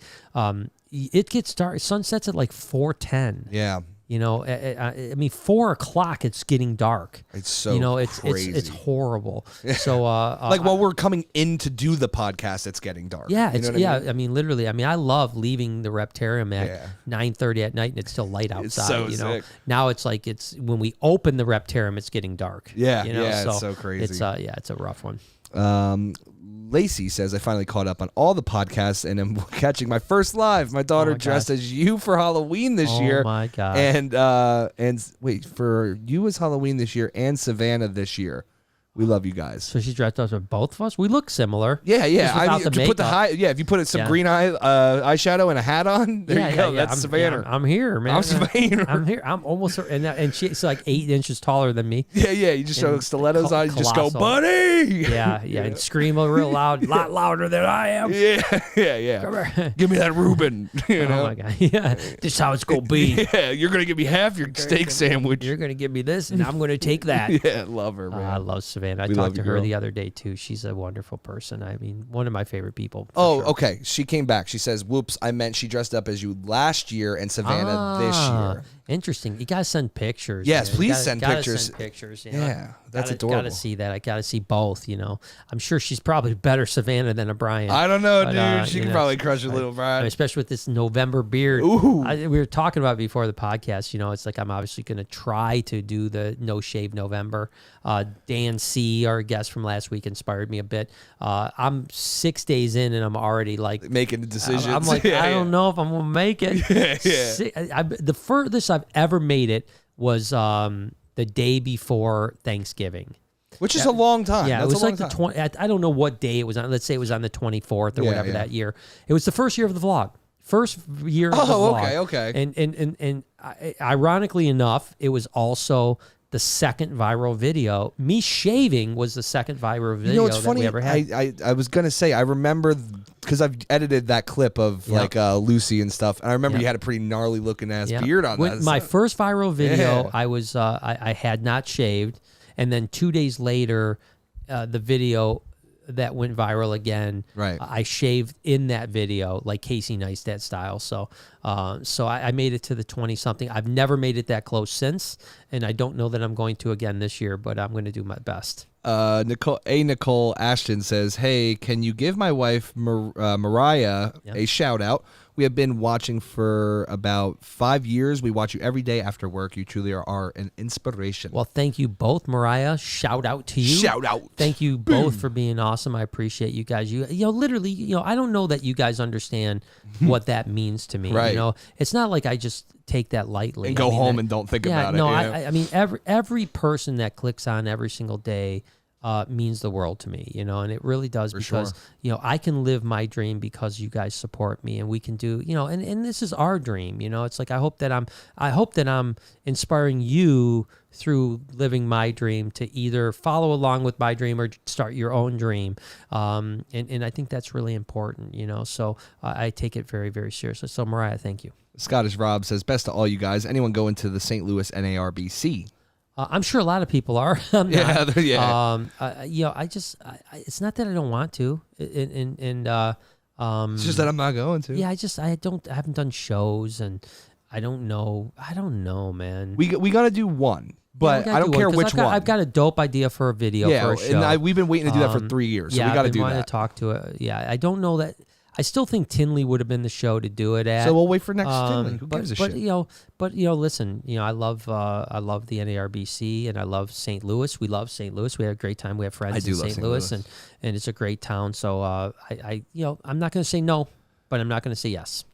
Big Dad says, I've been watching you since I was 16. Oh He's my 27 now. Holy shit. And man. me and my wife finally got our first snake. It's a Mojave Russo ball python, that BEL, the Blue-Eyed Lucy. Yeah, that's beautiful. Banger. First off, thank you so much. And it's so funny because it's like We talk about I wonder what's, listen, first off, I always wonder how long we're going to do this, you know what I mean? Right. Like on the level, I don't know, I mean, I think I'm committed right now for 5 years. Yeah.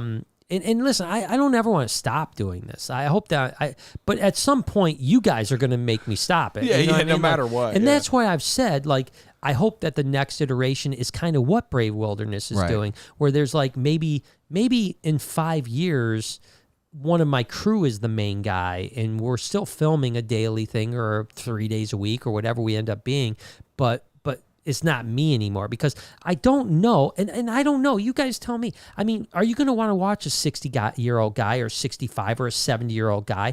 I don't know. I think so. I hope that I will still be just as energetic and just as enthusiastic about what I'm doing when I'm 70. I tell people this all the time. And Lori and I just talked about it today. You were in the room when we were talking about it. I will never retire, ever. The only way I retire, and I pray to God this doesn't happen, is if I have some kind of colossal medical health thing where I can no longer physically work or mentally work, and then that's not retirement, that's death, right? And you'll probably find something to do anyway, But to me, retirement, I think I look at retirement like most people look at work. Like most people look at work and they dread it. Yeah. I look at retirement and dread it. Like that is the devil. That's the end. All right. That's the devil to me. I mean, like waking up in the morning and not having a purpose would be horrifying to me. So yeah, no. I don't disagree. So I don't know. Hopefully I'll be doing this, but I think about that when I'm 60 years old. What's it going to be like? I think people would still like to watch it. It might the type of video might have to change. Like maybe it isn't as like uppity and enthusiastic. Maybe it's more like like it's got like a different vibe to it. So like it's a Mr. Rogers. Maybe I'll walk Mr. in. Rogers with Maybe nice I'll walk in and take off my shoes. shoes. Wear cardigans and stuff. Take off my shoes and Yeah. change into some Now you're slippers. getting where I'm at, dude. I remember I did a skit about that once. Did you really? Yeah, I did a skit with it. It was around Christmas time too, and I did a Mr. Rogers skit where I was like, "It's story time, boys and girls." Stop. And I sat Wait, down. I feel like I remember this. Yeah, I sat down on my couch at home, and I took my shoes off and put slippers on, and I can't remember what the story was, but anyways. That was a good one though. I do remember that.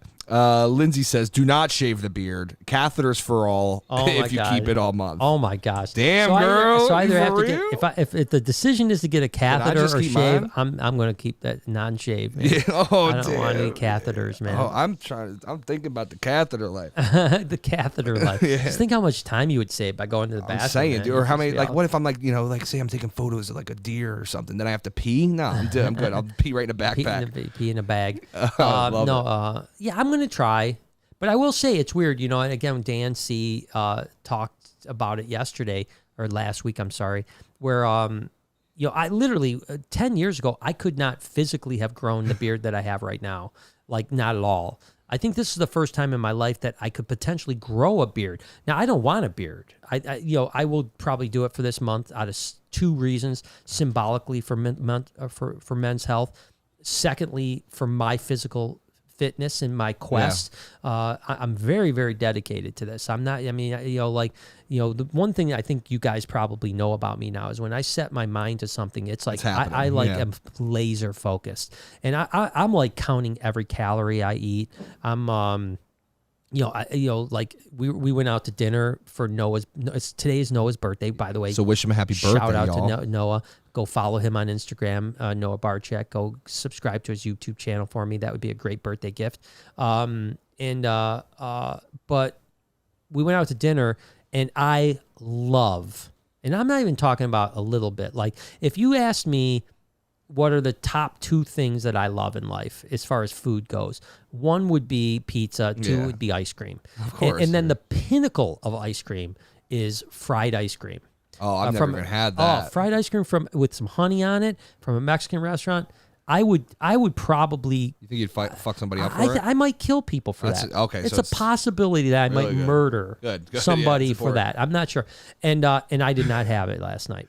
Wow, and I'm proud of you. I'm proud of you for that. I watched Noah eat it, and he even had a spoon for me. He's like, try it. I'm like, nope, Not even Damn, a butt, I'm real proud of you, Brian. That's awesome. So I will keep motivated on that. That being said, so I'm not as motivated on the beard, but hopefully I'll get. But there. it's symbolic of It's all the stuff symbolic you're of what doing. I'm trying to do. I agree. Maria said, cold and dark for sure. Higher rates if issues with mental health. Imagine, Oh, higher rates of issues with mental health. Yes, of course. My major depression has kicked my ass this year, but I continue to fight. Well, don't ever give up. And if you need anything, reach out to us. I mean, we're always here for you. We love you. On the flip side, it must be amazing to be 2 o'clock in the morning and See have Northern Lights. Well, not only Northern Lights, but in the summer, it's there's no actual sunset. It just like goes to twilight and then back. That's got to be. I want to witness that because I'm a guy that would stay up 4 hours a day. Yeah, I would just be like, I'm not going to sleep today. This is great. Such a beautiful sunrise. But on the other side, set. by the way, 30 Days of Night was a great movie. Great movie. I have seen it. It's the vampire one, right? Yeah, that was a good movie. Sabanga. Lacey says, I'll definitely send some pictures. You did a birthday shout out for her on Cameo last year, too. That's awesome. Her name is Clover. We used liquid eyeliner for your beard, LOL. Oh, my gosh. That's funny. Had to be awesome to see. Awesome. I can't wait. Scottish Rob says, sorry, meant from the crew going. Is anyone from the crew going to St. Louis? Probably not, right? I don't think so. I don't think so. The only one that possibly would be Jay. That would be the only person I could see being like, I'm going to St. Louis. Yeah, I mean, I could see him doing that, but I don't think he will because it's the weekend, and he did take off to go to Tinley, but he's usually here on the weekend. He's pretty dedicated. And Tinley's for the different weekend. for There's us, lots of tours and events, and obviously we're open, and he's our lead educator, so it's kind of we try to ask him not to take weekends off. I mean, if he has to, he has to. But he did go to Tinley, so I'd hope he won't go to St. Louis. Roberta says, I would watch you no matter what your age. Well, thank you so much. I'm 105. Be like, Roberta! Roberta, I'm talking to you now. Yeah, now Roberta's 70. She's like, what? She's like, I can't hear the goddamn TV. Well, listen, you're not, the thing that's going to be great, and I am so excited about this, guys. You don't. Me and Jay and I and Noah talk about this excessively. Is that I'm kind of committed to a 5-year contract right now to continue to make videos, which was my decision, and I'm going to continue. Now I'm not going to say that we're making 6 videos a week for 5 years. I'm saying that I'm committed to making videos for the next 5 years, whatever that means. It might be 6 a week, it might be 5 a week, might be 4. We'll just have to see where the ball falls. Point is that I think that what I'm super excited about by that 5-year period, maybe before that 5-year period, is the transition into the metaverse vlogs. Oh my God, right? dude. Where it's going to be virtual reality vlogs.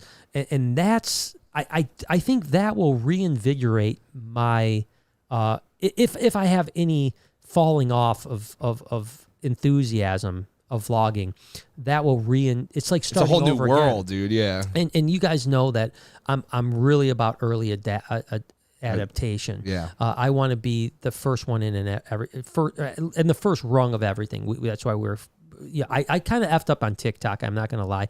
I think I was a little late on TikTok, although I jumped in early, just not as early as I should have. Like I knew TikTok was on my radar, and I just didn't do it for about 3 months. Yeah. And I think that if I would have talking started your ear off with it too. I think if 3 months earlier I would have jumped in, I think I would have 5 times the followers I have. Yeah, because it's now it's almost impossible to grow. Where back then it was. Yeah, we still grow. I mean, we have 2.6. But you remember, you would drop a video, have 800,000 or 80,000 followers. You know. Yeah. Those days are gone. But Facebook, Instagram, YouTube, Twitter. I've tried to be early on everything. Yeah. And so I want to be, and we have great connections with obviously with YouTube and with Meta, which of course. Did you see when you open up Instagram now on the bottom it says Meta? Really, yeah, it's not surprising. That's so cool. So and we have great contacts with Instagram and Facebook.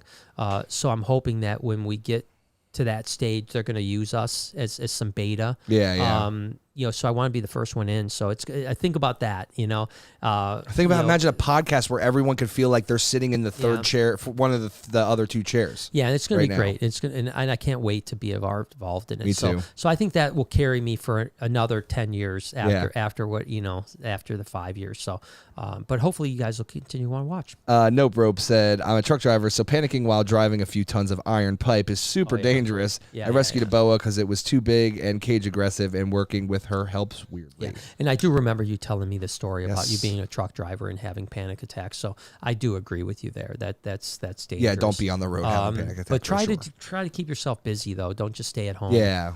Try Go to do keep things you yourself- love and maybe even some things you don't love. Like, you know, I know that you like going to the gym, Brian, but it is adversity, right? You're going through something hard. You have to do something you don't exactly want to do, and it feels good, and it's good for the soul. Yeah, definitely. Let Roses Burn says, why would we stop watching you if you get older? Did anyone stop watching or listening to David Attenborough because he's older? And that's kind of what I meant. Man, It's that gives me tingles thinking about that. Yeah, David Attenborough's a legend. As a matter of fact, it's probably one of the weirder things, and this goes back to Australia, is I was standing in Bob Irwin's kitchen, which is surreal by itself. Yeah. Because the walls are spattered with Steve's wedding pictures and all these family pictures that most people would never see of Steve Irwin. And we're chatting about all kinds of things, or as the Australians would say, chin wagging. And David Attenborough came up, and this is again after Steve passed. I'd never met Steve, unfortunately. I met his dad about a year after he passed. And I was really surprised to hear Bob say, hands down, David Attenborough was the best animal presenter to ever live. Wow. And I thought that was a really interesting statement coming from the father of probably the person that had even more impact on wildlife than David Attenborough. Yeah. I think those are top two. Yeah, for sure. Without a doubt. I think there's, 1A and 1B. And then C is, way down the road. You know what I mean? Like it's miles apart. I don't think there's anyone that's even come close to what David Attenborough or Steve Irwin has done. But I still think that Steve is right up there. Yeah. Again, 1A, Of course, 1B. dude. So it was interesting to hear Bob think that David Attenborough was that impressive. So listen, when anyone even mentions my name in the ilk of an Attenborough or an Irwin or any of those guys, it's like, number one, I don't feel deserving. Number two, I can only hope to scratch the surface of what those people did. And you do. And it's a life goal to continue that quest. Edward says, your retirement would be catastrophic for us because many of our lives' purposes is just to watch your videos. Well, I appreciate that, and I hope that continues. I hope that we can continue to inspire and engage people to watch. That's our goal in life. Is to inspire and engage. And I don't have any. Like I said, I'm not retiring. Whether I do YouTube for the rest of my life or not, I don't know. But I hope I hope I can be 75 and still be putting out content. Yeah. I hope I could be 80 or like Attenborough in his mid 90s, just crazy. and still putting out content. I think that would be absolutely amazing because again, I do believe in that saying: if you don't use it, you lose it, and I don't want to lose it. So I'm going to continue to work because I love what I do. Every aspect of what I do, I love, and so no, it's I have no concept of retire. And I tell that to my financial people all the time, when they talk about, well, we got to work on retirement, this or that. And I'm like, you don't understand. There is no such thing. And thankfully, I also have a wife that is the same way. Lori doesn't ever want to retire, so I don't see us ever stopping and I don't see me ever stopping. So, and then, like I said, I think the metaverse is so exciting. So exciting to think what the future is going to be, from an educational standpoint. It's going to be unreal for animals and everything. I mean, the things that we can do. Think about this. Someone that has a fear of snakes is going to be able to have a headset on and talk directly to me. In Lucy's enclosure. Yeah, and I can directly have them feel like they're in that enclosure or 2 feet away from me from a snake, and they can feel that snake right there with them, and it's going to be a tool that is going to be unbelievably exciting for me. And it'll do things like when the internet started, no one thought we would be where we are today. Right. It's going to be like that. Like we're comprehending what we think can happen. Right. It's going to be wildly crazier than what we could ever imagine. No, yeah, the things that are going to happen are like you said, Ready Player One / you're going to be living in an alternate universe. You can be in Paris in the morning and Everest in the evening. And Everest in Tokyo for sunset. Yeah. And it's going to be an amazing experience. And I want to be on the forefront of the animal brother. educational side of that. So no, we're going to keep on kicking, man. And then that's all I got, Mr. Bra And Guy. that's it. Well, that's it. Well, this has been a great solo. Thank you guys. Thank you guys in the super chats. Thank you. We love you guys. Thank you to our VIP if they're still out there watching and stuff hope like that. so. I hope we'll Hope go the turtles hang out didn't with get them. them. Yeah, turtles didn't get them. But it's been great. Like I said, next week's probably another solo, so I'll be needing you guys to be super chatted up like we did today. Keep that conversation going. I'll come up with some other cool ideas to talk about other than Australia. And I appreciate you guys so much. We will be back on Wednesday. I'm checking in. Finally. Finally. We don't have anything going on. Our city council meeting is Tuesday, so we'll be able to talk about that as amongst other things with the fam. Again, do me a favor. Go say hi to Noah on his Instagram. Big old happy birthday. Yeah, big old happy birthday. Big tutu for him. So I love you guys, and I'll see you guys on Wednesday. That was good.